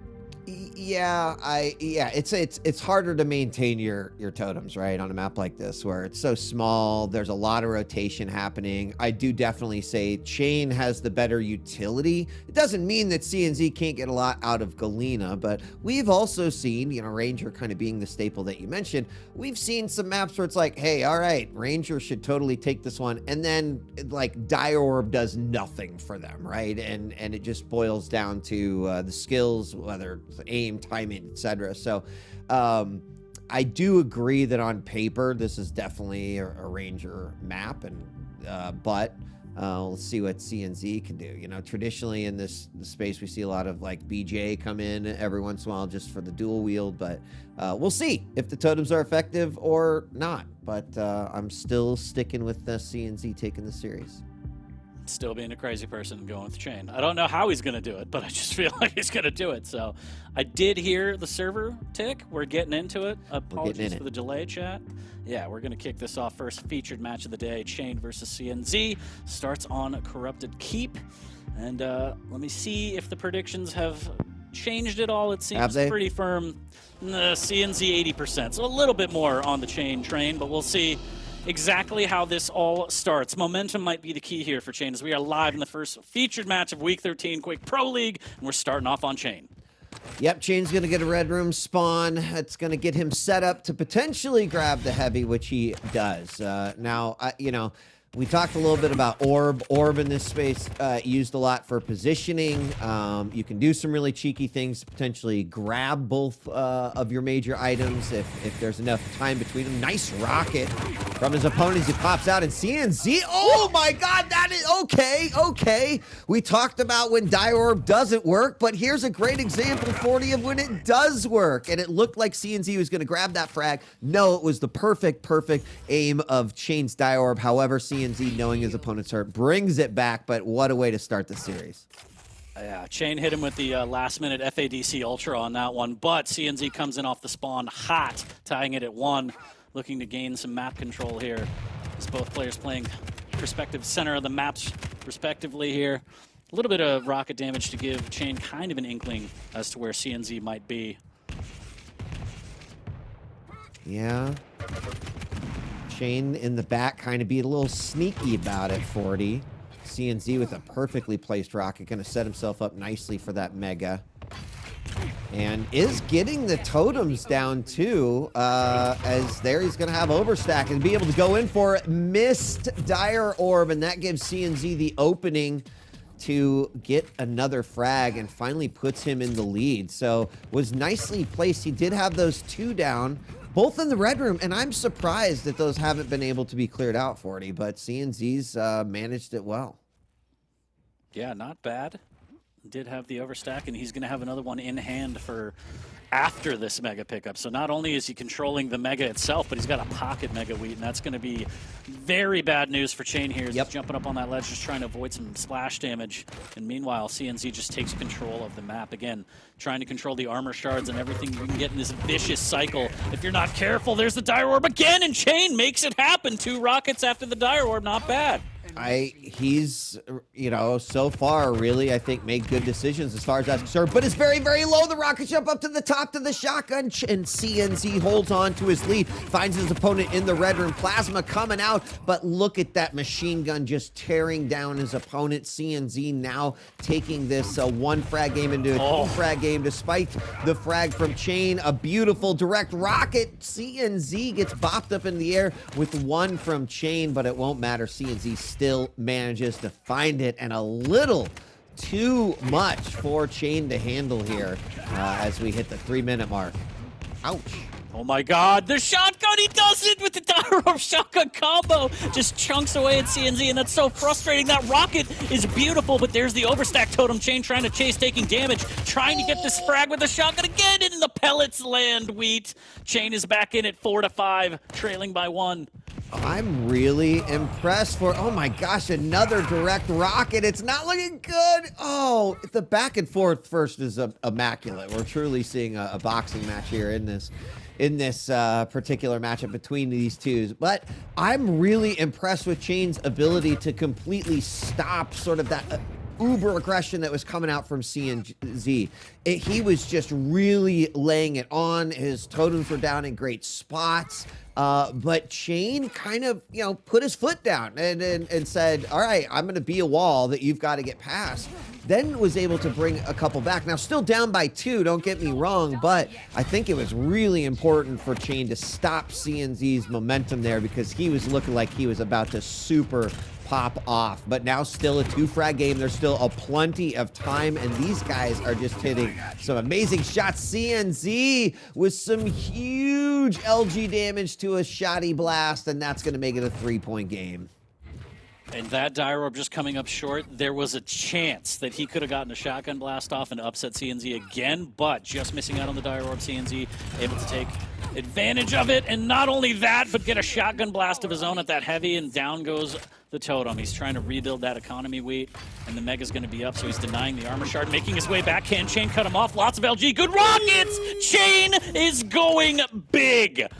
That was a big, risky play for 40, but is willing to go up against it and those odds and willing to give it a shot. A couple of beautifully placed rockets, and now a little bit early to that heavy. He's going to be able to grab it. The answer is yes. Does Dire Orb through, but CNZ will not fall for those tricks, and he is able to get the turnaround shotgun blast to keep this at 4 in his favor. But we're halfway through. There's still a lot of time. Chain on the hunt yet again, not landing the rockets he needs to, and CNZ with the defensive one. 5-point game. So many mid-airs. Love it. There are. Absolutely love it. Both players just going off right now. Chain trailing by 5, trying to make it happen with the machine gun, but no doing. CNZ melts him down with the LG. Does have another totem in his pocket, so Chain doing a good job of making sure there's no kind of overstack shenanigans here, but he's still big damage missing out as CNZ able to get the best of him with these rockets and LG, and just the positioning here. Look, taking middle ground from the red room, being able to drop in on the Mega as well. And just reposition for the heavy almost immediately here. Just starting to box Chain out more and more from the entire map, Weed. Yeah, I mean, Chain knowing he needs some sort of a stack here in order to fight. He does have Orb up. Let's see if it comes out. Another great rocket. Oh, another great rocket. They're just trading them back and forth, and CNZ with another frag. And, you know, here's what I think is the danger zone here for Chain. Yes, he's had these beautiful, like, all-in stopping moments against CNZ, but the likelihood that you're going to be successful on those over and over and over again, I think, is pretty indicative of what the score is right now with a 7-frag lead here for CNZ. So Chain needs to slow it down just a little bit. Here he sets up a trap. Dire Orb to the Goomba Stomp and the rocket, and it works. So 6-frag game, but this is the point. He really needs to turn around right here. He needs to temper his aggression, be very, very smart in his next few decisions. And that was beautiful play from Chain to not go through the choke point immediately and instead wait. Otherwise, CNZ would have planted him with rockets. Chain does end up taking a ton of damage as CNZ is able to use those totems again and get this free heavy pickup. One totem in the pocket to make the overstack for CNZ, and Chain has to be wary of that here. What a rocket! I mean, oh my you know, God. That was a beautiful frag. It is really, at one point during that last exchange, off the spawn, CNZ was down to 15 HP. And it was unfortunate Chain wasn't able to get that. Now, he still made this a 5-frag game, which it was looking pretty bad before. But I think that if he can keep... maybe stack away. You know, there's still a chance here. You know, especially with this orb going to be back up. We'll have to see, but he cannot make another mistake at all. And CNZ, you can tell he's running down the clock. Oh God! Wow. Rockets. Chain doing everything in his power to try and defend, but CNZ just bullies his way. There's the Dire Orb misdirection, and he moonwalks onto a totem, and the LG is going to be what kills him. But that is unfortunate for Chain. Yeah, and I think that's pretty much going to be it at that point. Small window of opportunity there where I think the comeback was indeed real. But Chain, unfortunately, stopped by CNZ. CNZ with some great decisions during this game. Definitely, so his map awareness has been phenomenal. He hasn't let that orb play him. He's played the orb and did a good job, like we were talking earlier, playing a totem game and keeping those in play. There's two right there that Shane is going to clear out there, as CNZ is just going to clean this one up in the final minute and a half, 40. So I think kind of what we expected, but to add some flavor to it all, like Chain, this could have gone Chain's way at one point, right? He had some real game-turning moments that I think could have changed the tide. Yeah, I feel like some of the plays were mostly Hail Mary Dire Orbs. I know they were the finishers, but he kind of relied on opening chip damage, and I'm just going to close out with Dire Orb and just end it with a shotgun blast or something. And the minute that started to not land or the Dire Orb came up short, CNZ just had a better ABC kind of game. So we see some good rockets here from Chain, and again, Dire Orb in. Can he get this one? No, CNZ says nay to that one as well. But I think overall, CNZ just played a better game here on CK, but definitely moments of brilliance from Chain. Oh my god! Pull! Skeet shooting out here. Yeah, that's exactly what happened. He was a skeet. And then here we go. The final moments. 40. CNZ is going to take this first map. Of course, we're going to second. 2 to win the series. We'll play all 3 games as usual in the final 10 seconds. A nice display of rockets exchange here. The fireworks definitely went off. I mean, I don't know. Maybe we should lobby for a direct rocket counter, but we saw a lot of them this game, and some of them mid-air, some of them were just phenomenal predictive rockets, some from a top level to a mid-level to a bottom level, like all fantastic. I'll just, if they made a mid-air direct rocket cereal, 40 Lions, I'd eat it. I'd eat it. So Rocket-O's. Rocket-O's. Get on it. Yep. There's a better name. But yeah, quite the first map there. CNZ starting off with all of the momentum there. But again, Chain had his moments. The Dire Orb kind of bailing him out of sticky situations a lot of the time. As we see 6 HP, 13 HP. It wasn't necessarily the cleanest frags, and that's kind of why the minute that failed, CNZ was able to overcome that and add 2-3 frags for the price of 1 on Chain. And like you said, this whole match is just a highlight reel. It's absolutely insane, some of the rockets these players were hitting, and I can't wait to get into the next map because hopefully more of that. That would be nice. I've actually got to open my notepad again. We're going on to Vale next. This is where we're going to see the Keel and the Ison go head-to-head. So you've got something to look forward to here. And definitely high octane. Are we going to get as fast-paced of a game? Like, we very well might. I think both players kind of able to dictate. Ison able to zone a little bit, but so can Keel with those grenades. And it can change the way that you think about how you rotate through the map, etc. But there we see the results and stats from the previous game. It's going to put CNZ up 1, and your predictions for map 2 are welcome and can come in. CNZ kind of dominating those right now. 40, not too surprised from that, given what we saw in game 1. Damn. 97%. Yeah. I mean, it's not that surprising. Again, Keel is the best champ in the game, so this one should be easily in Chain's favor. Also, the rail is reintroduced on Vale.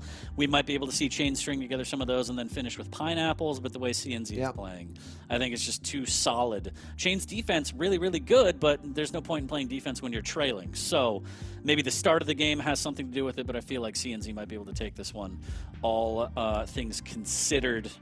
Although I do love Keel, so. I mean, given how on both of their aim felt in game 1, it'll be interesting to kind of say, okay, now we're putting, the railgun in the arena here for you two. That obviously can have a huge, huge difference for both of these players on Vale. So I suspect that CNZ is just going to try to control that top with Timmy as much as possible and play that top level rail game. Keel's going to want to do the same, but CNZ, he at least shows us that he's in good shape to be able to try to accomplish his goal there. Completely agree. I think it'll be interesting to see if CNZ has unique places to spot Timmy. I mean, everyone puts it outside the telly on the top, but like if you get a little creative and you make it at a weirder angle, then your opponent comes out and they have to pick and they have to do like 90-degree turns of, do I handle Timmy? Do I fight you? And then that's where it really becomes a nuisance and a pest. So I don't know. We'll see. Some people just throw it on the end of the telly and then just they're like, whatever. Like But 40 see how won't he be plays. satisfied until you can just like stick it to any wall that you want to, I'm and just just saying, like so to when the they come out ceiling, and I'm- kind of fully examine where the hell that thing could be killing from. Yes. I'm just saying that Keel should be shooting rockets that shoot grenades, but that's fine. That's fine. Chain CNZ map number 2. I'll talk to Sync Air later. We are live on CNZ's point of view, and there's the deployment from the Timmy right up in your face as you exit that telly. Yeah, right up. I mean, it's a little welcome surprise that you definitely didn't ask for, but we're starting things off. Things are a little slow. To be expected. Both players going to figure out the pace of this matchup. Already getting some opening damage with those rockets early on. And CNZ is at this top. Now, he does not have a rail yet, right? So he's basically rocket defending. He sees that the heavy's up. We'll grab that. And I'm really curious. He's going to go for a play on both of these rail from down below, but it doesn't matter. He's got both of the major items. And now I would suspect he's going to go out, try to get himself a rail, and then get right back to where he was at. He does get caught by Chain, who's trying to deny him that, but it will not last for long. 1 minute in, we're 0-0. But CNC's got the setup that he wants. One shot from Timmy, and now it's just a battle for this heavy. This Chain has the position to try and rain down some rockets. There's a little bit of LG. Does land a shot on the way out here, but more importantly, CNC's controlling all the armor. Mega does go to Chain, but CNC doing a good job of trying to lock down the full map. Yeah, I think it was going to be pretty difficult for him to keep control of both of those items for longer than one cycle, especially given that he didn't have all the weapons that he wanted. So it made a smart move here. Chain capitalizing, also smart move. But now both at the top, the heavy is up.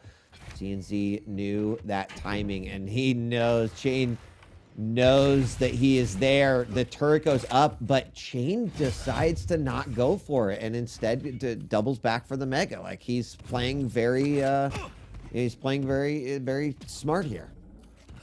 Yeah, I like the patience from CNZ as well, using the turret, trying to gather some info, but also Chain not risking it, not dropping down, getting a good rail on the exit there, getting another one as CNZ trying to get those vials. There's the tribal, a little bit of pineapple as well, and just like that, 20 points of health, 45 after a pickup, and CNZ needs to be careful not to get stuck here. Ooh.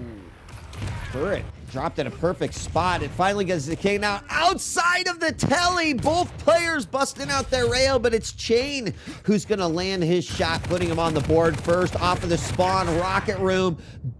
Oh. Well, we had an up and a down there, but Chain did get the from the dead kill there with the grenade and then committed suicide with that rocket. It's still 1-0 though, 40. Pineapple reigning supreme, Wheat. We'll see how long it could last, as Chain does have the lead. Mega is up, but he's trying to figure out exactly where CNZ might be, and CNZ sneaks past him. Can he pick up the Mega? The rocket's bouncing him around, does pick it up mid-fight and plants him with the rail. After all of that damage, CNZ is hanging by a thread, 3 HP. That is really hanging on by a thread, like bleeding profusely. Now at least a little bit back. Does actually throw down Timmy a little bit early, just knowing that he was going to have to wait for that light as well. Now heading back over. CNC's got to make sure that he is on top of all of the times right now. He's there for the Mega, but it's going to be picked up by Chain. CNZ getting chased down now. He's sitting on top of the heavy, but it's still a couple of seconds away. He's doing the dance, 40, and oh my gosh, he jumps back on it, grabs it, and nails the LG as his opponent drops down, and CNZ is the lead by 1. Such good play, perfect timing, and the spawn Timmy turret, just a pestering Chain as well. CNZ looking to open this one up here. 1 frag lead, free Mega. This Chain needs to grab some equipment before he can even contest anything. Heavy's going to be up in 2 seconds, and now it's just going to be a battle. He's dropping on LG, and that is ill-advised. But in the end, CNZ still takes him down, but that was dangerous, Wheat. That was really impressive LG right there. That bead it looked like it did not move from his opponent at all. And we were talking about the rail earlier, but honestly, LG's been a big deciding factor outside of that first frag that Chain got. But these two players getting up close and personal yet again, and Chain from around the column with the rail. Like, not the shot you'd expect to see made, but he nails it, and now it's a 1-point game again. Oh! He deserved that. This is the power of Keel. You could play rail pineapple only and still get away with it. Tied at 3. Chain trying to make some reads here, making sure that LG's not for free. Just missing out on that rail shot. That would have been big free damage there. This is a nice rocket from below. CNZ actually challenging this one. It could cost him his life, but the LG is so good from CNZ. My God. I'm really impressed for that grenade. Oh, sorry, still looking through Chain's perspective, and I'm glad I was. Just he had some beautiful grenades in that little series right there. They're gonna throw the turret down, can't land the rail right next to his opponent, and it's still a 1-frag game, but this has been great. We're halfway through this. Oh my God, it literally is rail pineapple 40 over and over.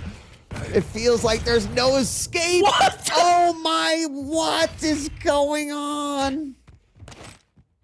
Cue the circus music. It's happening. It's all going wrong.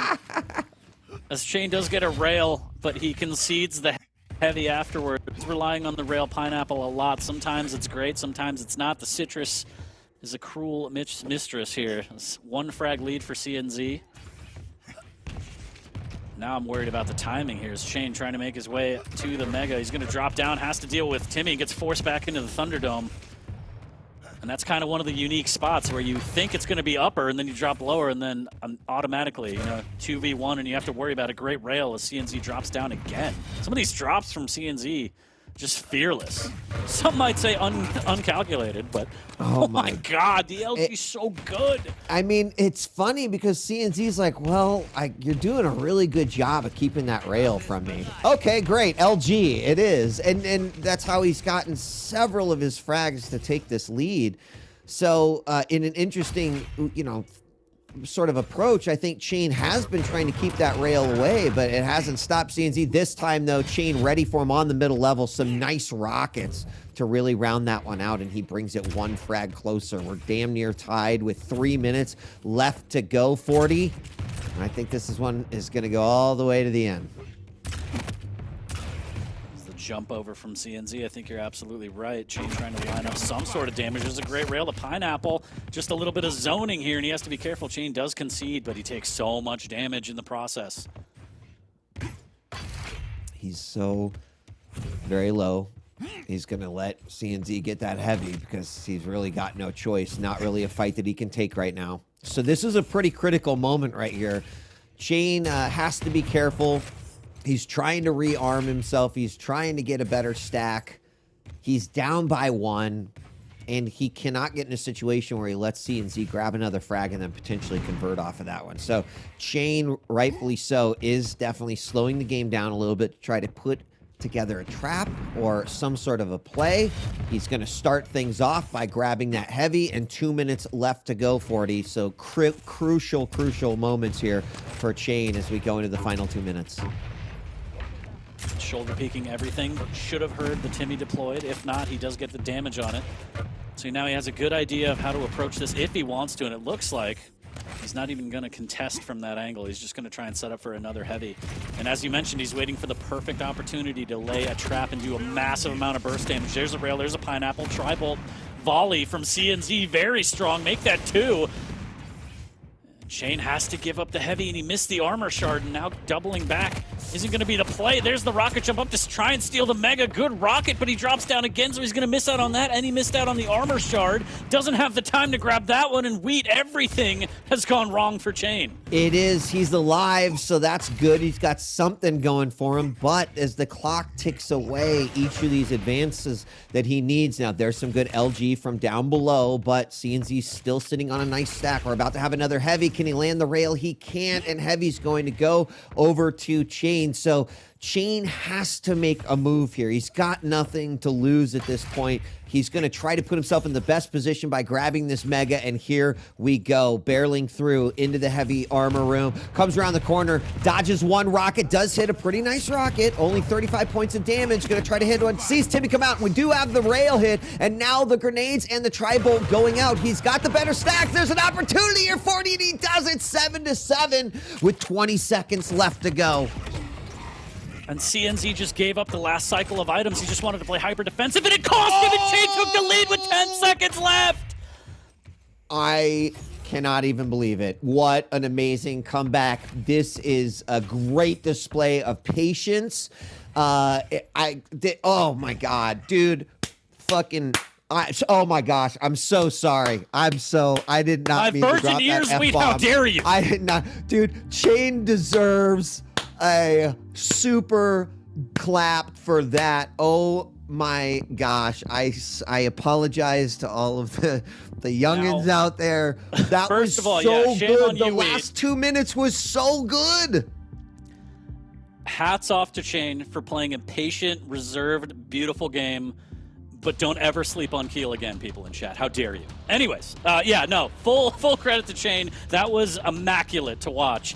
Taking his time, I really feel like on that last set of items, CNZ just was like, I'm gonna turtle, and this is it for 40 seconds, and that's what cost him. That was just, it was a decision that he made. It was a bit of a gamble, and Chain just took advantage of that, and just a brilliant last 2 minutes from Chain on this one. I mean, the whole game was good. But that was just a super phenomenal 2 minutes, right?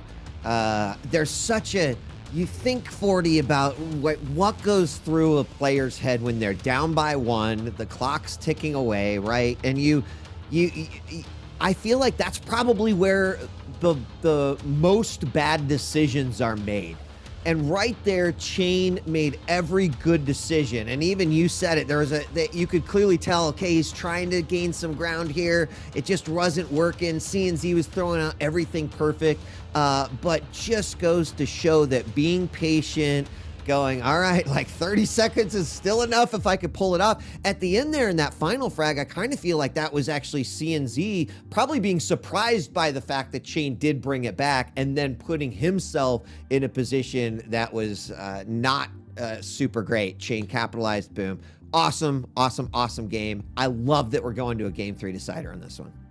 I love it too, and we get Anarchy versus Nyx. As you said, speedy mobility is going to be the name of the game here, and we hit him with the El Clasico, a bit modified, but Blood Covenant has been around for quite some time, so this one should be absolutely fantastic. And, you know, big shouts to Chain. Again, that map number 2 was a solid play. Can he take that momentum into map number 3 and potentially pull off this upset? 10 minutes until we figure that out that one out. Yeah, well, those are words. Words are whatever. hard. It's all good. Still flustered from the phenomenal game 2 that we just had. That was so good. It's good stuff. Yeah, I've also, never heard an expletive like that from you before. They come out every once in a while. I got lost in it all. I was thinking about some of those rails and pineapples that were coming out too, and passionate gamers is what we are. That's right. So yeah, we're now going to a completely different style of game. Now, I love that we're at a 2 or a tied 1 apiece. My biggest concern on this one is that I just think that Nyx can be too good on Blood Covenant, right? I think that not only the ability to use it from an offensive perspective, surprising your opponent, the Ghost Walk, but also just from a defensive perspective too. So not to say we haven't seen it go either way here, but Chain's got to play as awesome as he did in game 2 there.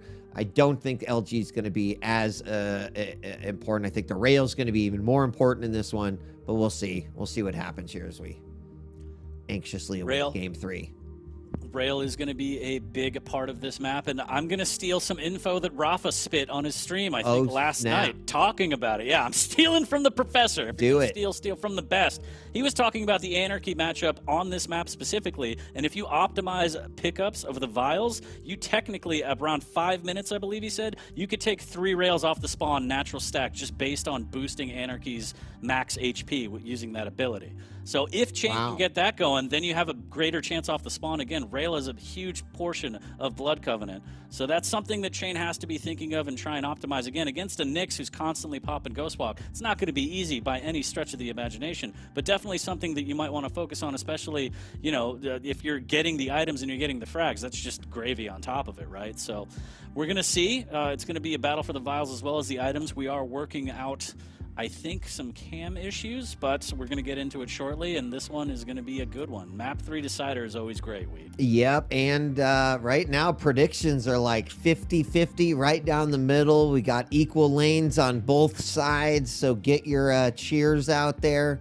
Yeah, 50-50, you know, yeah. It is pretty darn rare. Close. Very, very rare, but when you have a back and forth and a display like that, I'm not surprised, 40. So we're moving on to game 3. This one will be the decider.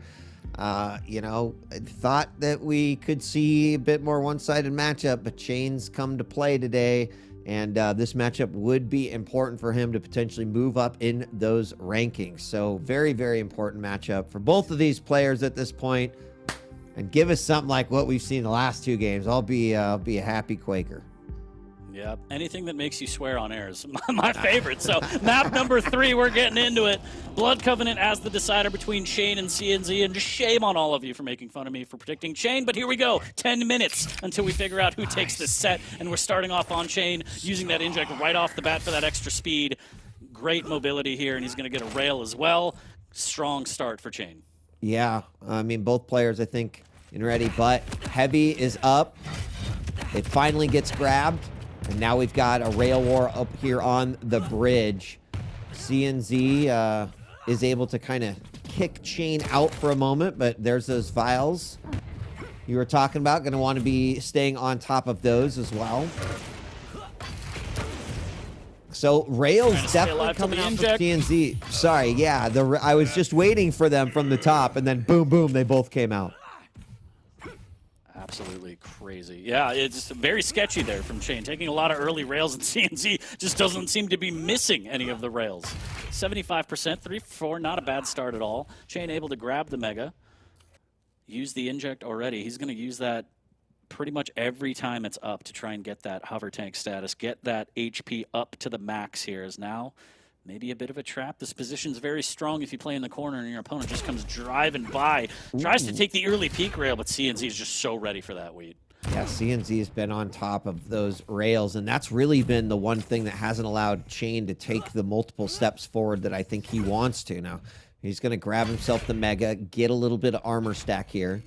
But, well, he does have a rail. He's just not really been in a position where he can use it. So, you know, Chain is not a player that gets overly aggressive, although, you know, could call me wrong after watching map 1. But I think right now he's clearly showing I'm going to play with my brain, you know, the way Coolers want you to. So anyway, there we go. The eject comes out, but CNZ, he already landed 2 rockets and unfortunately was able to pretty easily clean that up, 40. Yeah, nice little trap there, just literally dropping on Chain, and Chain just couldn't get around the corner using that inject with too much damage already, and he's going to take the fight to CNZ. Okay, CNZ says, nope, I'm going to hit the panic button, get out of there. Big rail up the jump pad as well. Hits another one, 25 HP for CNZ. Does return a rail of his own to try and keep Chain off his back, but Chain showing a little bit of, you know, utilization with that rail as well. Yeah, I think it really comes down to position, right? Needs to be in a spot. Their 3 great shots from in the last 5 had a lot more to do with the positioning. Does put out that inject and tries to clean it up, but can't. Now, Chain still gains some ground here on this one. He's going to go ahead and rock jump up. Very aggressive move, and CNZ switching to the LG shuts him down for it. I kind of liked it, 40. It just didn't work out the way he wanted it to. I definitely like the play. I'm going to take the fight to you, make you pop that ghost walk, maybe re-engage afterwards. Yeah. CNZ, like you said no, no, no, not today. Pushes him back down with the LG, massive damage. And now he's got quite the stack on a Nyx as well as a 2-frag lead. And still no rail, so has to be careful here because he's definitely up against CNZ, who does have one, and over to the columns he goes. He knows his opponent's going to pop around the corner, and he does. Oh, the rocket falling. Chain just unable to really outdo the positioning of CNZ. CNZ's control is more about where am I and where are you, but huge LG coming out from Chain. Can he clean this up? Oh, the inject. Oh, into the shotgun blast. Chain's finally on the board. A lot of damage, needs to be careful here. Dodging the tri-ball, grabbing the vials. A little bit more of a tickle. It's not up for 3 seconds. For a second, I thought he was going to gamble and go up the jump pad, but wisely decides not to. He's going to try and re-up on some health. Lacking armor now. Heavy's up in 2, and it looks like he might try and get this armor shard and make a break for it, but in that time, CNZ swipes it. Little unfortunate there, but Chain's still okay, all things considered, only trailing by 2. Just needs to be careful of his next moves here. Yeah, I'm really interesting the decisions that Chain is making here. You know, he stayed on the bottom level for like a solid 10 seconds, just kind of getting what he could and trying to get an idea where his opponent is, and he misses the little nail jump over to the rail, so he's got to make up with the rocket jump, and that's costly. Ooh. That's costly right here. We got some rails exchange, injects coming out, and Chain is staying on top of those, already up to 107 at this point. Around the corner, looking for the rail shots, but they just aren't coming. Oh, could have been a big rocket, but CNZ just dodging that a little bit. I think it was 15 at the end of the day. And Chain, you're right, he's just patrolling the low ground, giving up this mega for free. He doesn't have the positioning that he wants to try and take some chip damage or a fight. Playing very passive here, living off armor shards, just waiting to try and get more high ground and better positioning for fights.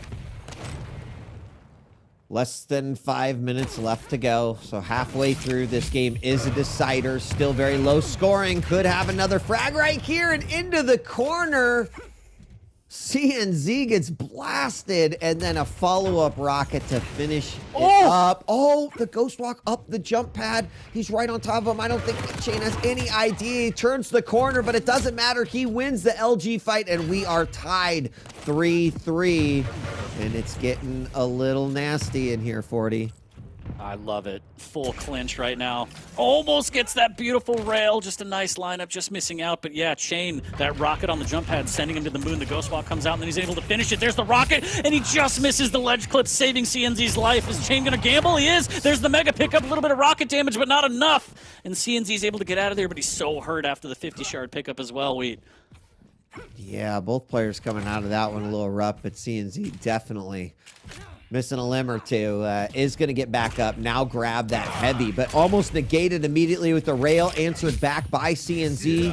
Once again, the inject comes out, and we also saw Ghost Walk pop there. So both players with their abilities down at this point, and we're hitting 6 minutes, 40 seconds now. One rail left for Chain. He's going to need to get back on top of that, and we are going to have heavy coming up here in just a moment. Now CNZ, who at least just grabbed the mega, could benefit from that and take that bridge positioning. So here we go. Chain, he's over by the mega. It's going to allow his opponent to get that heavy, huge LG damage coming out of there. But Chain's going to just back off and live to fight another day. Full natural stack here for Chain, and I think he's playing this as best as he can. He does feel like he's relegated himself to the lower mid area for most of this game, but he's still tied at 3, so not bad. Trying to set a trap here, maybe LG, but he missed times. It uses the inject and gets out instead. There's the ghost walk chase. Neither player landing a lot of big damage on that one, but a close call. It was definitely a close call, 40 for sure, and still tied 3-3. The more time that ticks away, I think the more careful both players are getting. His opponent drops down to the bottom and is going up against it, and the rocket to the wall. Like, I can't even believe it. But CNZ does manage to get the frag on the jump pad. Gonna have another battle over near the columns. This is huge because it goes to CNZ, and that puts him up by 2. Wow, and Chain just wanted that refrag so bad, but he didn't get close enough, and the shotgun not coming up clutch for him. Now he's trailing by 2 minutes. Big LG from behind, almost hitting the rail combo. There's the inject as well. More LG trying to find another rail, and CNZ wants to put this one away. He's already up by 2, but one more frag will surely seal it. And Chain hanging by a thread. Not even a lot of HP to work with. No armor. And this is looking real dire for him, Weed. Yeah, you know, I don't even know where I feel like it went wrong there. There's a point of being too careful sometimes, and I know that sounds weird to say, but I kind of feel like CNZ just had a good opportunity here. He's going to pop his ghost walk, get back in front of him again, lands a rail. His opponent's falling down, almost a second one. But suddenly he's putting Chain in a real bad spot because he's not giving him any openings at all. Those types of rails can completely be showstoppers to someone like Chain who's trying to bring back 2 frags with 1 minute left to go. And that play where CNZ pushed on the Mega could be the backbreaker here. Good LG from Chain. He needs to follow it up. He can't land the rails that he needs, Wheat. Does hit one. CNZ will escape, though, through the LG tunnel, and now look at that double back. Beautiful play from CNZ, and he has the ghost walk up again, and he should be able to run out this 40-second timer, but that push on Mega, just going up, stealing the Mega, that was huge. And look at these rockets, the defensive play again shining from CNZ right now as he smells victory on map number 3. I think he does as well. He's just going to position himself, exit outside the exit, a teleport on the top level. What a rail as he flies by. He's going to still try to clean this one up with the LG. No, it's not going to matter. Chain very low, but this game is over as CNZ squeaks it out 5-3. It was a back and forth 40. But CNZ does manage to claw his way into victory 2-1. GG's exchanged, and what a series it was. And the rails, 27% rail for Chain compared to about 52-53% for CNZ. Whether or not you want to completely blame the situation on that, those rails added up for Chain, unfortunately. And yep.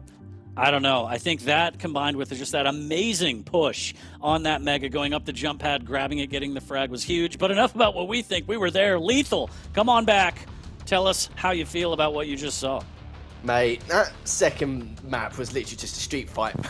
For the first 7 minutes of that, it was just so chaotic. It wasn't even organised chaos at that stage. They were both just constantly just training each other out. But Chain played so well with that methodical approach. You're trying to play quite calculated here, but CNZ took quite a few risks to get these items, and you got to remember as well, that final map, he had 27 items to the 8 of Chain, so he had the item control for the majority of it. Yeah. Chain having to fall back, had to get the right angle, get some chip damage. It was very rough for him, but it's just one of those things really, if you struggle to contest. Sometimes it was like what Wheat said, played it a little bit too safe for these items. As we take a look at the stats and the wrap-up from map number 3, 5-3 is the final score, and overall CNZ takes it. But quite the showing from Chain. I think he doesn't really have much to be ashamed of. Again, you always want to win, especially at this level. It hurts, but like that performance was solid. Yeah, I mean, you know, just again, I referenced the last 2 minutes of map 2. It was phenomenal. I think that's like, if you want to play a perfect 2 minutes, right? Like, it shows how capable Chain is, and CNZ was solid through and through. I just love those really tight comeback games like that, and then I think, you know, capitalizing on top of that. But CNZ was definitely the player with consistency through all 3 games. You know, despite losing that second game, still looked phenomenal through and through. So I think, you know, to what you were saying even earlier, Lethal, right? Like, this is the good CNZ side of the season, where he's definitely stepping up. But yeah, good on Chain. You know, that was a remarkable display of skills throughout, and definitely gave us some awesome entertainment here on a Saturday morning afternoon. Completely agree. Saturday morning Quake tunes. And we got one more left. We saw CNZ. We're going to see his teammate dramiS take on maxter. But first, a quick break, and we will come back with the final match of the day. Don't go anywhere.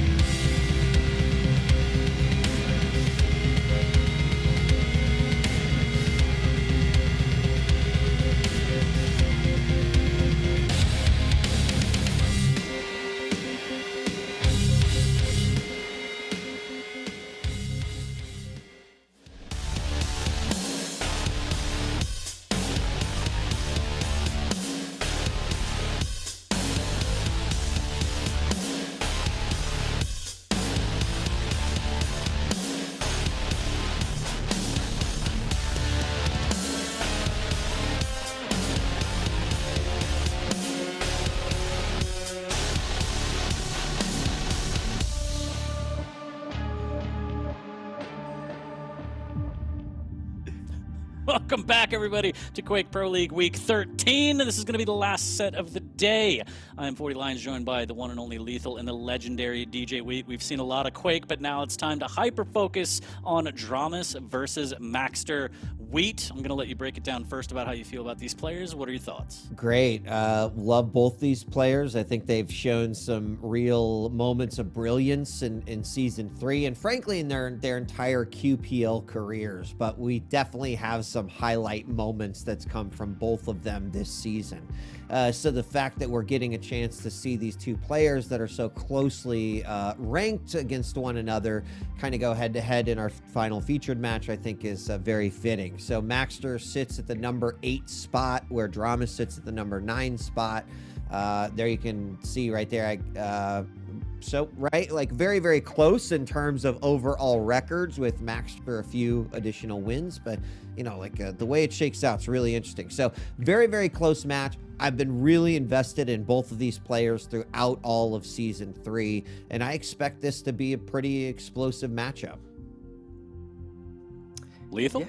Yeah, I completely agree. It's like I mentioned at the start of the day. It's basically, for all these players, it's about sliding into that top 8 and trying to get at least a top 8 seed. Because from then, if it's a 24-player double elimination bracket, I think technically the top 8 seeds should get by into the second round winners. Not 100%, but I could be making up. I don't know. But statistically, from that point of view, that should be how it works. So at least that way you get a little bit of a rest period going to round 2, etc. But for that, though, as well, we'll have to see exactly what dramiS and maxter can do. dramiS had a blazing start, didn't he? Against RAISY and Wenger. He beat them both during the first month of the Quake Pro League this season, and he's fallen off a little bit over the last month. So been a little bit interesting to say the least. He's had some close affairs against a lot of his matchups, but maxter's come off that win against NOS a couple of weeks ago, where NOS has been the kryptonite, basically trios maxter all the time, constantly, and just has his number. Like, I feel like NOS knows something about maxter which no one else does, but this time around, finally for the first time, maxter takes him down. He's gonna be feeling good about himself and wants to try and keep that top 8 spot if he can. Totally agree, and I have to throw in there, I know he's going to hate it, but dramiS also beat Rafa. Anyways, let's go to the pick bans real quick. I mean, it's easy to forget, right, Lethal? How dare you? For sure, yeah. As we take a look, Ruins of Sarnath, Corrupted Keep, Awoken, and one final time for today, Lethal, please run me through the champ picks and paint us a picture, you brilliant, handsome artist, you. Oh, stop it, you. Well, let's have a gander anyway. I'm not surprised Awoken's there, because both players are statistically very good on Awoken. Corrupted Keep pick from maxter. That is very interesting in itself, and we're not going to see any BJ either. It will be the Ranger versus the Death Knight. Scale, for the second time, we're going to see on Ruins. We've seen it a little bit more over the last couple of months anyway, in terms of the meta, and the Galena is going to keep him on his toes anyway with the totem. But the last pick is going to be an interesting one for me. dramiS actually banning the Nyx and has free roam with that Sorlag, but it's got to be careful with the agility and the verticality, of course, with that Athena from maxter. So just have a look at it so far. I kind of feel like with maxter, he does have the advantage statistically. He's best on Awoken and Ruins, and the fact that he's actually selected Corrupted Keep is interesting for me, because he could have just gone straight with Awoken, but maybe he just thought to himself, maybe dramiS is going to select it for him for map number 3, which he has done. So I feel like maxter has made the right picks, a slight advantage in terms of maps. You know, I think what stands out the most to me is that I do think the DK pick on Corrupted Keep is like pretty interesting, right? We've seen it before. It's not anything new, but like maxter has a certain, you know, he's very, how do I say it? He's like stoic when he plays, right? People talk about his posture and how he's always like so focused and just ice, you know, cold in terms of his lack of emotion. I've certainly seen it, but I'm curious to see DK with maxter on this, you know, on this map, right? I think it's more, I'm going to use this in a very calculated way. Of course, going up against a Ranger, right, it's going to make for an interesting matchup no matter what. So I also do think that third map is real interesting with the agility kind of versus sort of the zoning of Sorlag. So this is a tough one to call, gentlemen. I don't know. But if we had to. Here we go. But if we do the thing where we have to, what would you say, Wade? You know, wait, let me see I've got the pick bands right here. I can say my predictions first if you need another 10 minutes, though. It's fine. Yeah, go for it. I only need about 8 minutes, but yeah, go for it. Go. I think Maxter should technically take this 2-1 with the form he's in at the moment, but then again, dramiS has played some pretty tough opponents. But then again, he did at the very beginning, didn't he? Like we said before, taking the RAISY, Wenger, Rafa. He's had this potential. I don't know if it's because he was more warmed up on those weeks and ready for it compared to recently. I'm not really too sure. But statistically, Maxter should edge this. But I'm talking like the smallest margin. Not even I can even contemplate what could occur here. Because I'm in the same boat as you, wait, where it's like 2-1, but just who is it going to be? That's going to be the real question. Yeah. I reckon Maxter maybe 55-45. Yeah. Well, we all love edging, so I'm just going to say it's dramiS. dramiS is just going to take it. It's All baby right. girl's. It was baby girl's birthday on Wednesday. I need to get out of here and feed her. So I- if everyone in chat can just say happy birthday, Nix, I'll leave you to professionals to do All this right. one. Great. And then I'll take care of baby girl. So Great. see you guys in a You bit. do that. Bye, Nix. Yep. Bye, 40.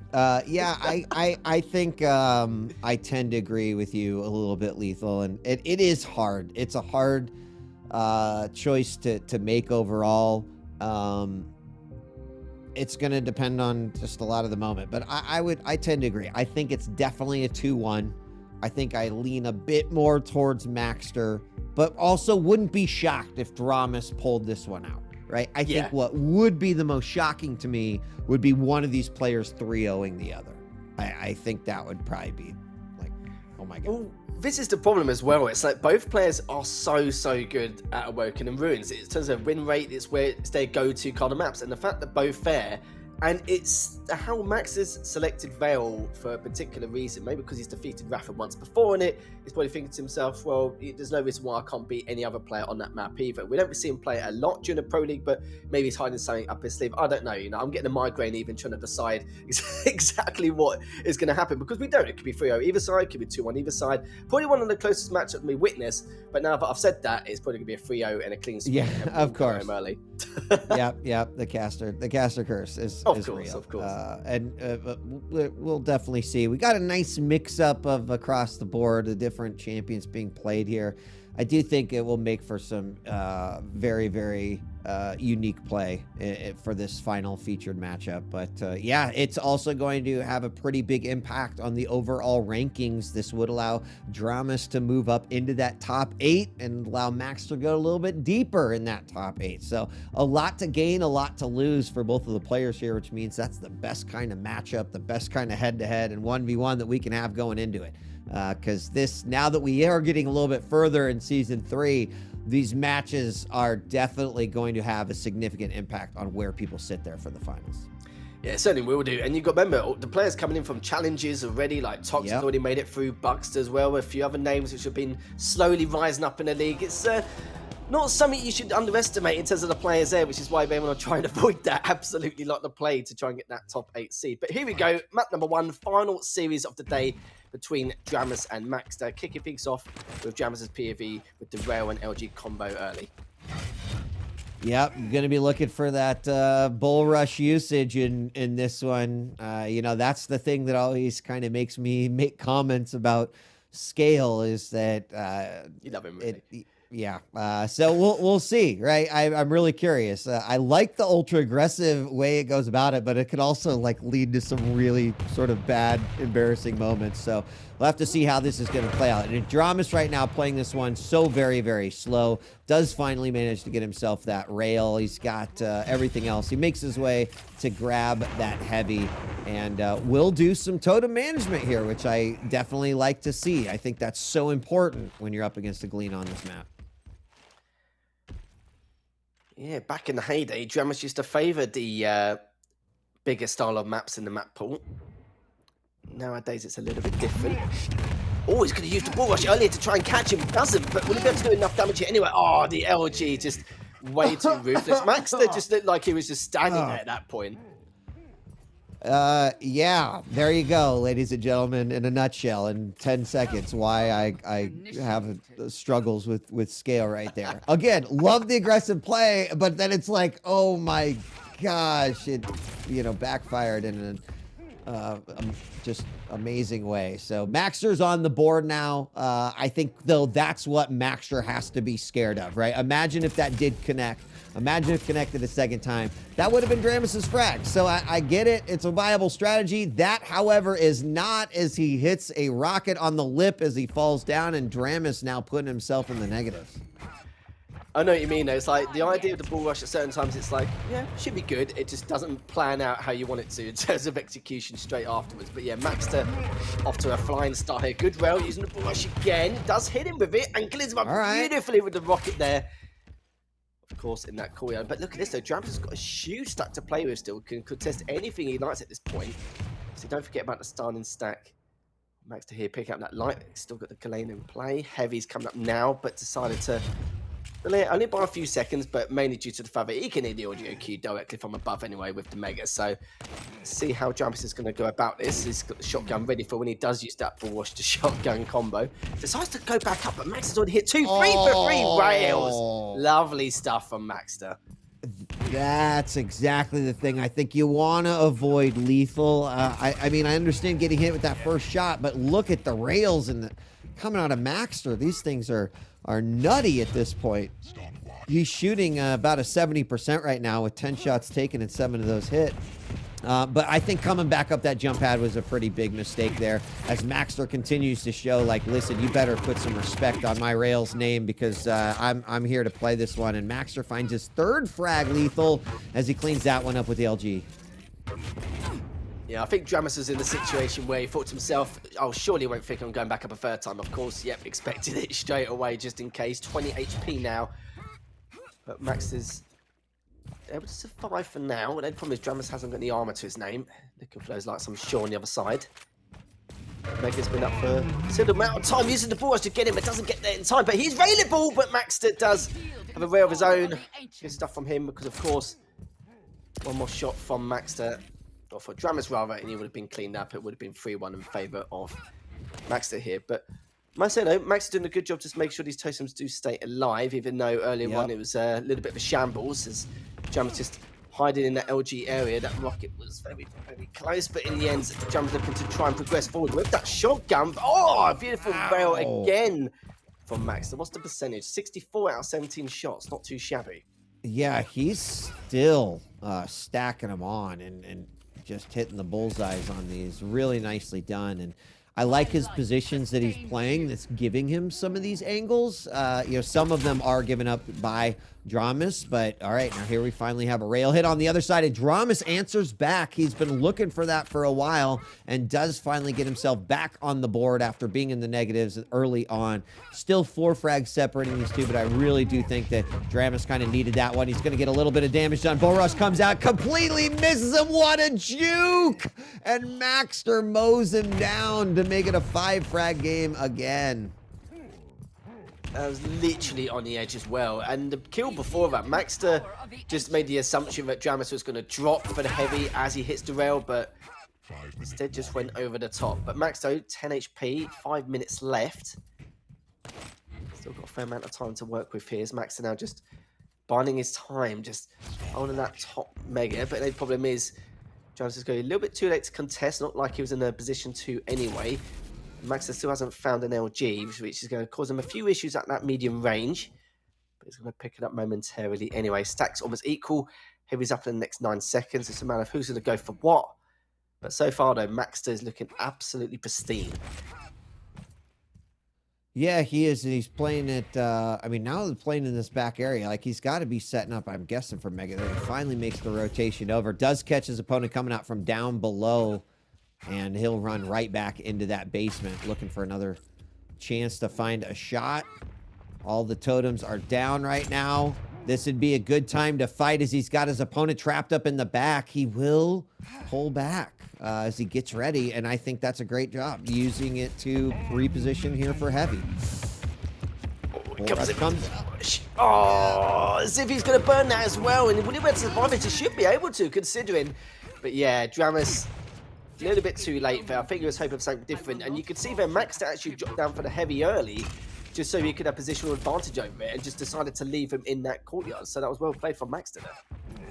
Yeah, I mean, he could have forced that fight, but if he lost it up, you know, on the top level and then went back down, that just wouldn't have been good. It would have lost the fight, given a frag, and then given up a major item rotation, potentially a whole cycle. And there's 2 more frags off the spawn.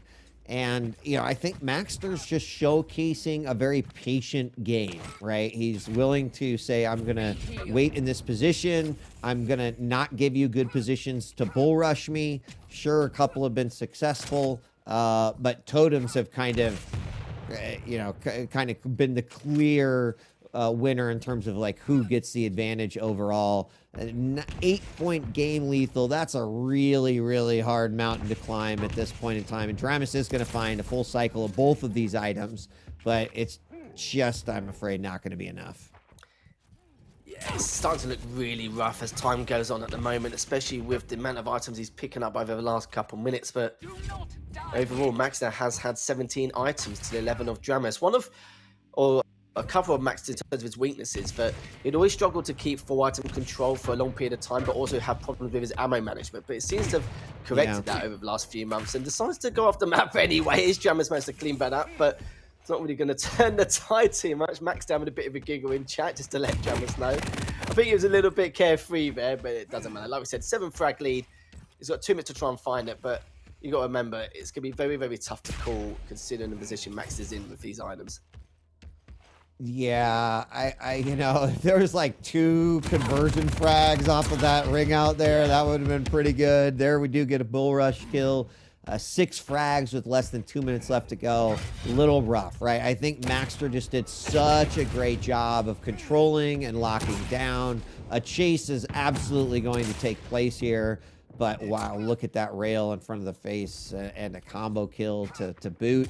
7 frag game now, and game 1 will most certainly be going to Maxter. Yeah, certainly will, 100%. dramiS is probably hoping that Maxter will have an off day, but in terms of aim skill, he never, ever has an off day. It's very, very rare, and this is just going to be another clear example of it. Very warmed up and ready for this matchup. Yeah. And now in terms of totems, yeah, it's looking very strong indeed. It's going to be interesting to see how the next couple maps plan out, because you've got to remember, this was dramiS' map pick. And then with Maxter, how he's going to perform on Vale. If he performs like this and make it real heavy, then dramiS isn't really going to have a good time over these next couple of maps. I agree. I mean, we're going on to Corrupted Keep. Obviously, things are going to be a little bit different there. dramiS is going to have Ranger, so have a little bit of mobility and offensive power with the orb. Of course, DK has that burst potential. That's the thing I was really excited to kind of see how Maxter handles and how he works that into his own playbook.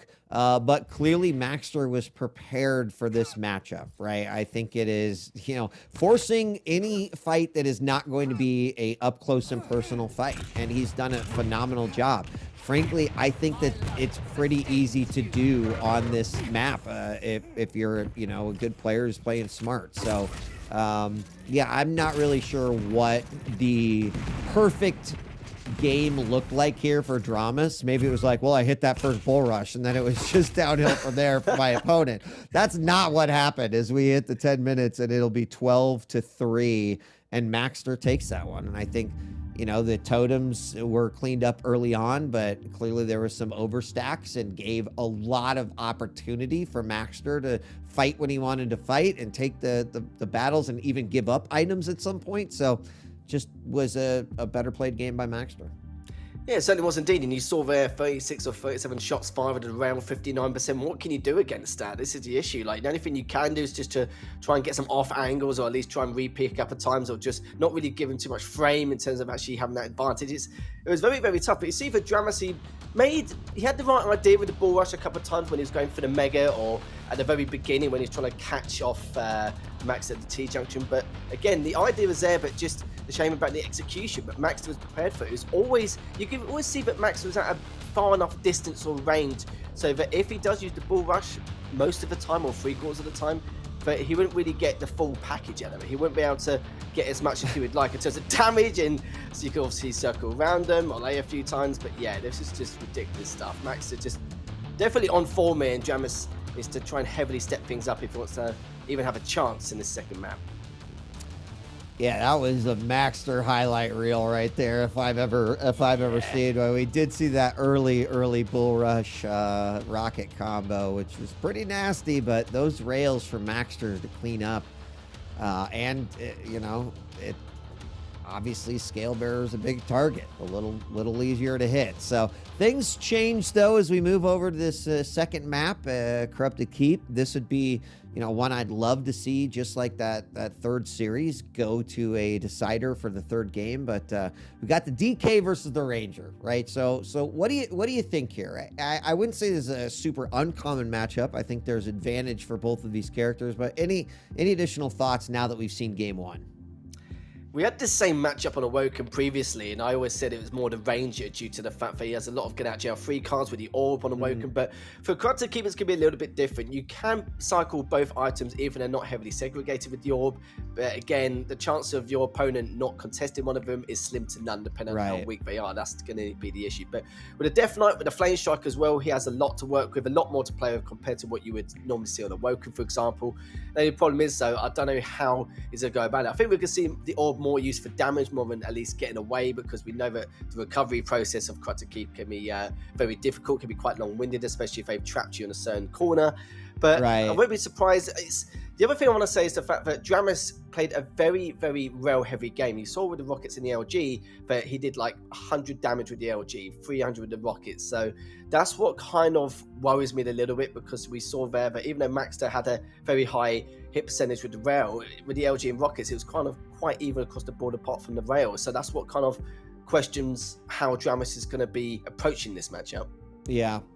I could see him being aggressive with Orb, maybe hyper focusing on rockets a little bit. I'm curious to see if maxter uses DK more in just as zoning, right? Because I do think the one thing that DK can do on this map is limit your exits, right? Like, you want to go this way, but there's a big old pool of fire there.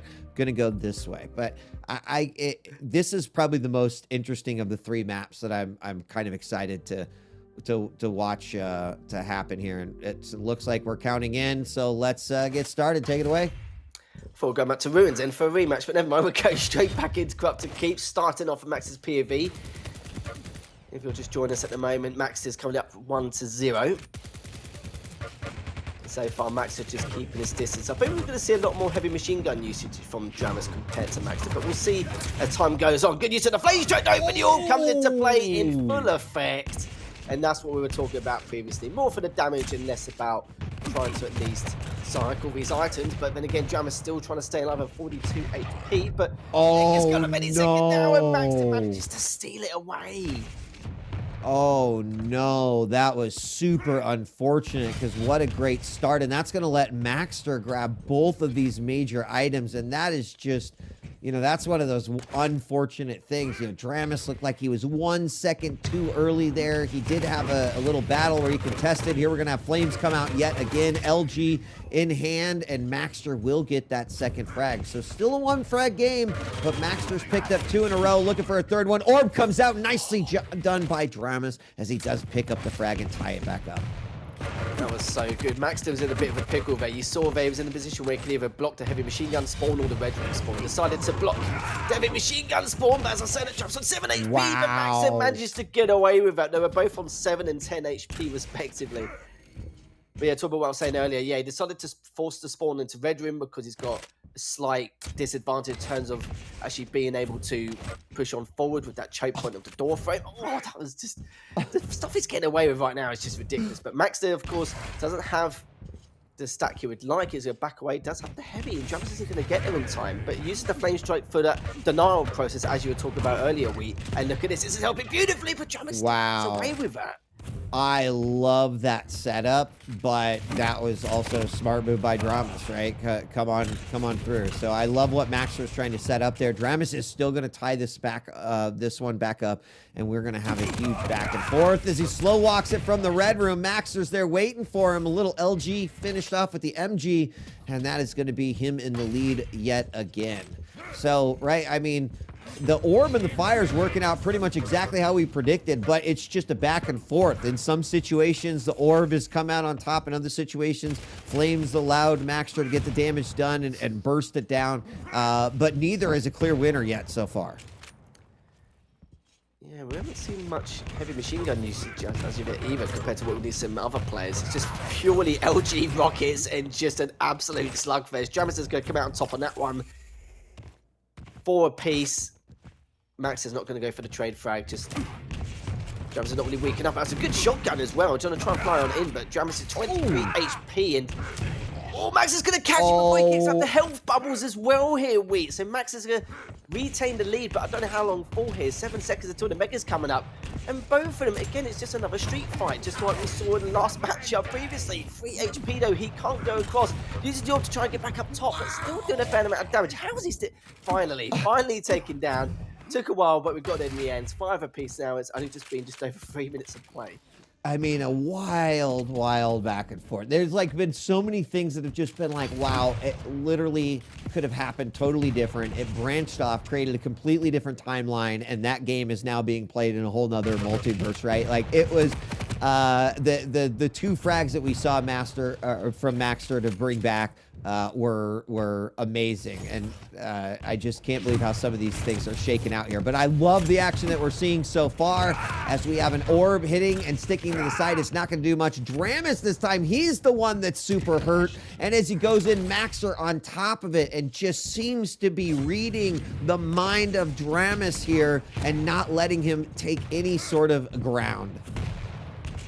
And it's something we didn't mention about the Ranger either. Because of his passive ability of not taking much damage with the rockets, he can fly on in to try and catch his opponent without the use of the orb anyway. But the Mega, he just manages to steal it. But of course, when that weapon's in his arsenal or at his disposal, he wasn't able to capitalize on that. maxter does get heavy. He's going to try and get away as fast as physically possible. Nice little rocket there raining down. Another good rocket as well. Oh, still, which was interesting. But I think he was more doing that for damage rather than just obviously just trying to get on top. But maxter, though, got a healthier lead compared to what we've seen previously. Flame Strike does come out as forces dramiS out of a bad situation to maybe in an even worse one now.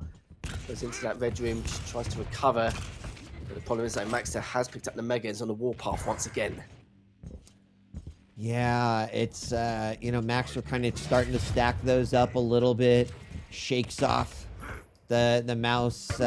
You know, he's in like that spot. He knows that 5 minutes, that's still a lot of time. Anything could happen here. This game is far from over. But I do think maxter kind of starting to figure out, okay, how my opponent's going to play, how I'm going to respond. There's been several times where he's caught his opponent there in the red room as his kind of preferred retreat to get the additional health bubbles. It's just these small decisions like that that I think are putting maxter in the lead. But I still expect that dramiS can try to bring something back. Going to be tough, though, as maxter grabs the heavy, now heading on over. Big rockets back and forth traded, and both players are going to stick to it and go for it, and they will trade. That shouldn't have been a trade. I'm so surprised about that as well. I think maxter was trying to finish him up with a shotgun, but was literally tickling him at that point from that range as well and could barely see him. But look at the fights coming out from these two. It's just ridiculous. But maxter does come out on top once again. Heavy is up. dramiS decided to go for the Mega instead. But it still has quite a lot of time to play with. Remember, that orb can be dangerous, and if he hits at the right moments at the right times, in the correct situation, there's no reason why he can't come back from this. Yeah, he's got to keep it to 4, no more than 5. Like, that's where I really start to get a little nervous. maxter now on the retreat as 2 rockets hit from dramiS. dramiS using the orb to clean up. I'm glad to see it, but at the same time, there's so many other ways to get rid of that 12 HP. At this point, maybe, though, it's like, go for it. I won't second guess you, dramiS. You play your game. But he does bring it back to 3 at least. Yeah, I think he may have, we'll talk about it in a second, it's still shut in the red with 7 HP, but he may have done that purposely so he could steal the hourglasses afterwards. I'm not really sure, but that could be another incentive there, because these guys have been going after hourglasses like it's nobody's business so far. Very true. As the Mega appear before his very eyes, both timings almost equal, almost in sync, as dramiS just looking to double check and make sure heavy has been stolen, but of course at this stage, both coming out with the LG here. dramiS have the slightest of advantages there in terms of stack, but decides to back away anyway. But then again, who wants to take an aim duel against maxter? That's going to be the other point to make. But dramiS is just finding his time now. He's the one that's actually changing the pace, but using the rockets, beautiful stuff, and now he can get the heavy straight afterwards. That was beautiful, perfectly positioned, perfectly shot. Exited at the perfect time. He unfortunately gets caught by maxter coming around the corner with that LG. He's on the defense trying to stay alive. Will drop down onto some health, but very, very hurt from the top. Oh my God, he still manages to pull it off. 15 points of health remaining. He makes it a 1-point game, but he's got to be careful. He has to pick up his mega. The health bulbs aren't going to be up for a little bit of time now, but decides to go in and recover, which is perfectly understandable. This is a great comeback from what's in for dramiS so far. Look at that. maxter just made the assumption that the mega has probably been taken a while ago, considering how desperate dramiS was to try and recover. So now a minute and a half left in play. And we did say not to underestimate the orb. But I feel like dramiS is playing a lot more smart as well, just in general. Yeah. Like, just abusing the skill set which he has, knowing that taking some of his angels against maxter is just basically asking for trouble. And keeping his hourglasses in check as well. Has the orb ready in place. Good direct. He could go up here, which he does, but he doesn't clean them up.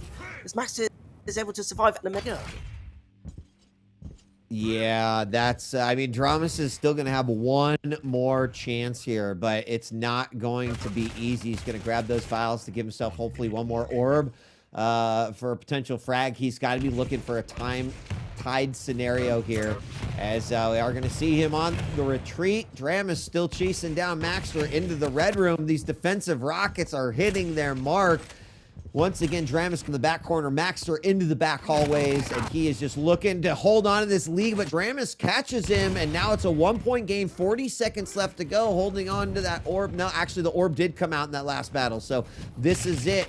dramiS has to try to get it. He might have one more shot. maxter with huge LG damage into the back, lethal, and that may be game.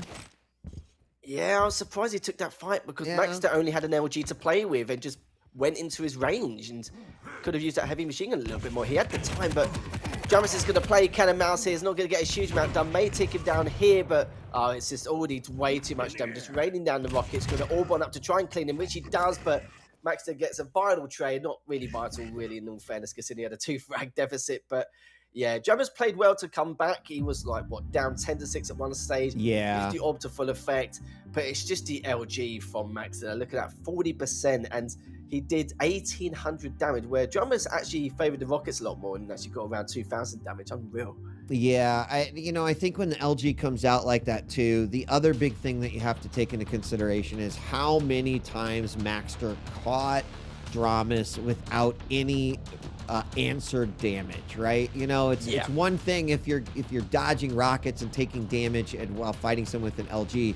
How many times, right, did his opponent come around the corner, or he snuck on, right? He was looking in completely the opposite direction, and then boom, there's 60 damage from LG. It just is such a huge advantage in that regard. That was a beautiful use of the orb right there. I really liked some of what we saw from dramiS, but I think maxter, again, talking about consistency, maxter continues to kind of show it, right? While building the sort of highest echelon of like what his ceiling is, he does remain fairly consistent through and through, and we saw it there again in game 2. So he is going to take the series, but we're still going to get to see this third map on Awoken, where we're going to have dramiS on Sorlag and of course maxter on Athena.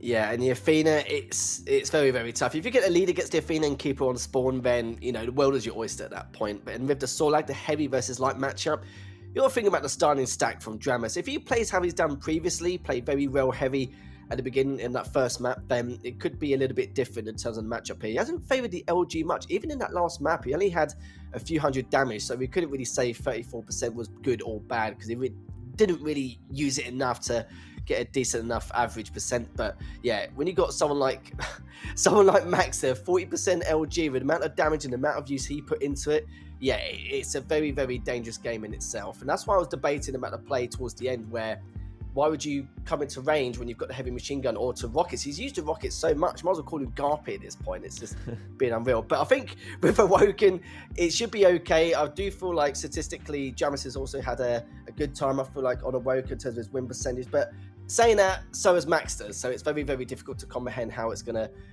come out trumps. That's why I was saying it's very difficult to say who's going to come out on top 2-1 either of the two players, because they're both very good on 2 of the maps out of 3, and I wasn't too sure how Corrupted Keep was going to go. But now we've witnessed it, and it was a very close affair.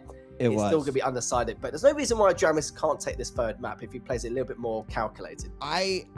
I agree. I think it's completely possible here on Awoken. I don't see any reason why that couldn't happen. And that 2-1 still holds as far as I'm concerned. I think game 2 showed that a little bit, right? I mean, it was back and forth. Now, up against the consistency, it just means that there is a higher mountain and tougher mountain for dramiS to climb. But he's had his moments here during this matchup. So we'll see. As it's a new map, a new game. The series is going to go to maxter. That will help him move a little bit further up in those rankings.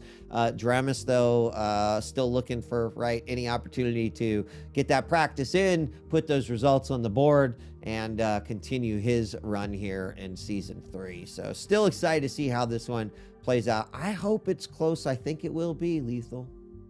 I hope so, mate. I hope so, considering what we saw compared to that first match. Second match went too shabby, in all fairness, considering dramiS was coming back. But do you know what? It's going to be a weird style, well, a complete role reversal, actually. The fact that maxter's normally the one who's the aggressor to create the decision tree for his opponent and then to keep him deciding which way, how, and when he's going to go. And dramiS is the one who's a little bit passive, will do the chip damage before he goes on in. It's going to be completely different because, of course, maxter is playing the Athena. He has to do chip against someone as heavy as Sorlag. And, of course, with his starting stack straight afterwards, he can't just try and kill it on spawn straight afterwards. So, will we see a role reversal? I don't know. I wouldn't be surprised if maxter does go and comes plays it, which he has done already, but jumps straight on in. And already within 7 seconds, dramiS gets the first frag. Oh my God, is glorious. The second frag too with the rail that could have been mistaken as a kiss. Like, I don't know. It was very, very close. dramiS does take a rail of his own, but maxter, unfortunately, with that the second grapple he did, it hit a lip, and then he tried to course correct, and that was bad news for him. So dramiS up on 2 already, as he's going to try to, hold on for this heavy here, but maxter with a huge dose of shotguns finally on the board. Yeah, he certainly is using that split for defensive purposes. He's going to expect it to come through. Yes, he does. Good, clean shotgun shots coming out from maxter. And how things have changed here, Wait. 1 minute gone, already 2 apiece. Didn't expect that considering the position maxter is in. He's making the right reads, though. It's just a matter of where dramiS is going to approach from. Sadly, did miss that first rail. It's going to give dramiS the advantage to pick up that heavy. He's just using that heavy machine gun. Just going to pull it away and go towards the rail. But I like this from maxter, though. Even though he's not getting the shots in, he's making the right reads and is positioning himself correctly. Wow. Going 2 for 2, looking for the third. Doesn't hit it, but is he going to try and... Oh, no, he doesn't. But leaves him anyway for the time being. 90 seconds have passed, still 2 apiece. Mega's come up next couple of seconds, but maxter does have time to go for both if he wants to feel a little bit greedy. Yep.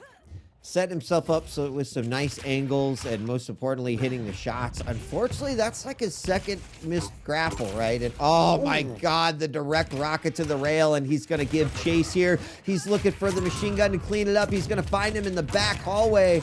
And there's the shotty again, 3-2. So, maxter season opening absolutely went for it. Sure, there's been some unforced errors that have come out, but it hasn't stopped him from capitalizing on his positioning and control as he continues to hold on in this game with the 1 frag lead. Max has done a great job with his weapon selection as well in every engagement he took. Back away once again, even though he did have top mid control, but Mega's going up in the next 12 seconds and wants to see if dramiS is going to approach that choke point, decides not to. And the problem is, though, dramiS is going to have to make a move for this Mega at some stage. Max is just going to dive on in, he don't care, and he's treating it as though he's not using a light champion at all. But then again, you've got to think to yourself with the stack, It's not really too much of a surprise here, but at least dramiS gives himself some leeway. Does steal away that heavy, waiting for him to go for that Mega Cross, but just not going to happen. It's going to try and get around to the LG. Realises it's a little bit too late, but this is that first rail as well. So important to get that chip in place, but at least Maxter's got a comfortable lead here. Does almost take him down, but 52 HP. Still got the health bubble, and the Mega's going to be up for the taking here. I'm not too sure if dramiS is going to be in time for the trade. No, he will not. Yeah, he's going to try to force it anyway, and it's not going to work out well for him at all. I think one thing that's probably pretty key to point out here is that Maxter, even as his very subtle movement and control throughout this game, has just kept the rail out of dramiS's hands, and then has said, I will use mine as much as I possibly can. There, we're finally going to see him get his hands on one, but it's really smart for Maxter to do that. I think that's what's allowing him to compound his lead a little bit. That's going to be his most dangerous, or the weapon that's most dangerous in the hands of dramiS, considering the champion he's playing. So good job by Maxter. I mean, he's definitely dissecting this game as he needs to, and you're seeing it in the score. Yeah, that's right. Surgically dissecting this down to a T. And look at the item control so far. 12 items for Maxter, 13 now, and 4 for dramiS. dramiS hasn't picked up a single Mega, but he has tried to contest it a few times. Riding that struggle bus massively. Does get the heavy down in play, got the health bubble next to him, so it's not going to be too different. He's going to wait for him to go on forward again. Just these reads are just incredible. 2 for 2. Is he going to make it 3? Looks like he will not. Just going to play it safe and try and clean him up with the rockets, but hits another rail. 3rd in a row. And he's just not letting up at all. 60% rail against an Athena out of 25 shots. It's pretty good. It's all right. It's all right. Yeah, I mean, he's nailing them. Maxter going to grab that heavy position, getting ready here for the Megas. Got a little bit of time, but it's going to go ahead and just go gung-ho on that. Does take some spit damage. dramiS finally landing a rail of his own. And now here's a crucial point. Unfortunately, he has very little health, but that would have been a great opportunity to convert. Almost everything he grabbed to heal is gone as Maxter just pounds the bullets into the skull of dramiS. dramiS hits a great rail, but it won't matter. Maxter still gets to steal away that heavy, and he's just playing a great game. Using the grapple, position back up, taking, even those major items. Even if he would have died, that still would have been a good grab and pickup. But 7 frags, he can't completely go into, snooze mode here by any means, but he's just playing a great game. Yeah, even dramiS gets a couple back-to-back frags here and there. You've got to remember the grapple for Maxter. He can just get away at any opportunity just to make dramiS's life a misery at this point. 4 minutes left, still getting clawed back by 7 frag deficit. Good rail, don't get me wrong. So he does drop down, goes into the LG area, just daring him to go forward with that rail. Misses, and dramiS is on 69 HP. Does manage to get away, but he needs to be the one to create these moves, not the other way around. Max is just looking to increase his lead. But you're right, though, he's just not really giving dramiS a chance to even have the opportunity to try and make a comeback in as much. Good use of the grapple as well, just for the agility to keep dramiS guessing. 11-2 now, and yeah, this is pretty much said and done. Yeah, it's unfortunately getting further away, and obviously, if you've got to chase an Athena, it's not super fun, especially when you're looking at 9 frags separating. So Spit really didn't come in that big. Unfortunately, I think Maxter ended up retaining so much control that I think Spit becomes most effective as a zoning tool when you've got some level of control. But when your opponents take it and strip that away from you, what do you have in your kit? And that's I think the trouble that dramiS is kind of dealing with right here. So even though those initial frags came out kind of in his favor, the overall win is going to likely go to Maxter as he lands another great rail. Still sitting on 62 with 22 with 35 shots. 22 shots hit of 35 fired. So Maxter is surprisingly going to take this in a 3-0, and we said that might surprise us. Lethal, what do you think? Yeah, we probably shouldn't have said it, it should be at this point. And dramiS, the worst bit is, you know, you were talking about how he uses it as a zoning tool to have that defensive purposes for the early preparation of the items. That's absolutely true as well. And the only time he had that was the first 2 frags of the game. But it just went so fast. It just happened so quickly. It just accelerated to such a high degree that maxter made sure he didn't have the opportunity to create that zoning purposes here. But then again, maxter just increases lead further and further. It's just incredible to watch, isn't it? 62% accuracy against an Athena. You don't normally see it every day, but if someone told me it was maxter who done it, I wouldn't really be too surprised at all. Good LG. Yeah, dramiS is pretty much given up at that point. Only 19 seconds left remaining. Mega's up, and Max has really put on a show. Ever since he got that win against Nosfa a couple of weeks ago, he seems to be hitting closer and closer to his peak performance, ready for QuakeCon. Yeah, you know, I want to say something about kind of this particular matchup. You know, maxter stands don't get super mad at me, but like in terms of how great maxter's play on Athena has been, I feel like I've definitely seen better, right? We've seen him miss some grapples, some hooks, positioning's been fine, but we've definitely seen like some holy moly, like to take Athena out of their hands. But at the same time, the flip side of that, Lethal, is that maxter's overall skill set is like S tier this whole match, right? So it's almost not even mattered that he's messed up a couple of grapples here or just, you know, gotten a bad position because of a grapple, whatever. Because he's making all of that map awareness in his aim, in his decision making, and that all is so top tier that like it doesn't even matter that he's not playing the best Athena game that he's probably ever played. So a testament to, you know, maxter in terms of how he's probably feeling right now overall about his own skills and you know, how he can bring them to the table each week here at QPL. So good job by maxter. It was a great series. That's all right. I don't think the chat's going to have pitchforks coming after you, I think think you'll be all right. That's okay. 2,500 damage. Look at that. 2,500 more damage. 28 items against the 9. It says it all. 61% against, you know, it's just absolute madness. And to be fair, if you got member for dramiS, 50% against Athena isn't too shabby at all. So he definitely had his work cut out for him. But yeah, the aggression was just unreal.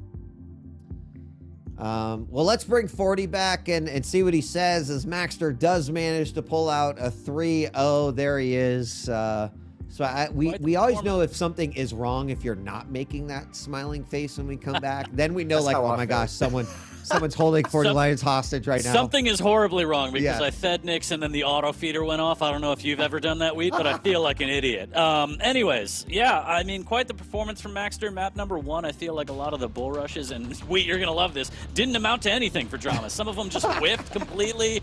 Some of them didn't do the damage he wants, and dramiS is a very all-in, aggressive player, and if he's not getting that damage, I think that's kind of what added up to that. Map number 2, I mean, the pivotal point for me was dramiS gets caught out at the armor shard above the boneyard. So much LG, and he jumped into the fire, and maxter was able to just take that at the last second and open up the game to take the lead. And then map number 3 was just kind of brutal. I mean, start to finish was a little rough. As you said, not the top tier Athena play necessarily from maxter, but enough to get the job done. And I think at that point, dramiS was a little dejected from the first 2 maps as well, as we take a look at the recap of Awoken. But hats off to maxter. I mean, he's having 2 great weeks. Again, 2 weeks back, taking down Nosfa, beating the end boss, and now a quick 3-0. Not bad at all. This is the time that you want to start ramping up as we get closer and closer to the finals.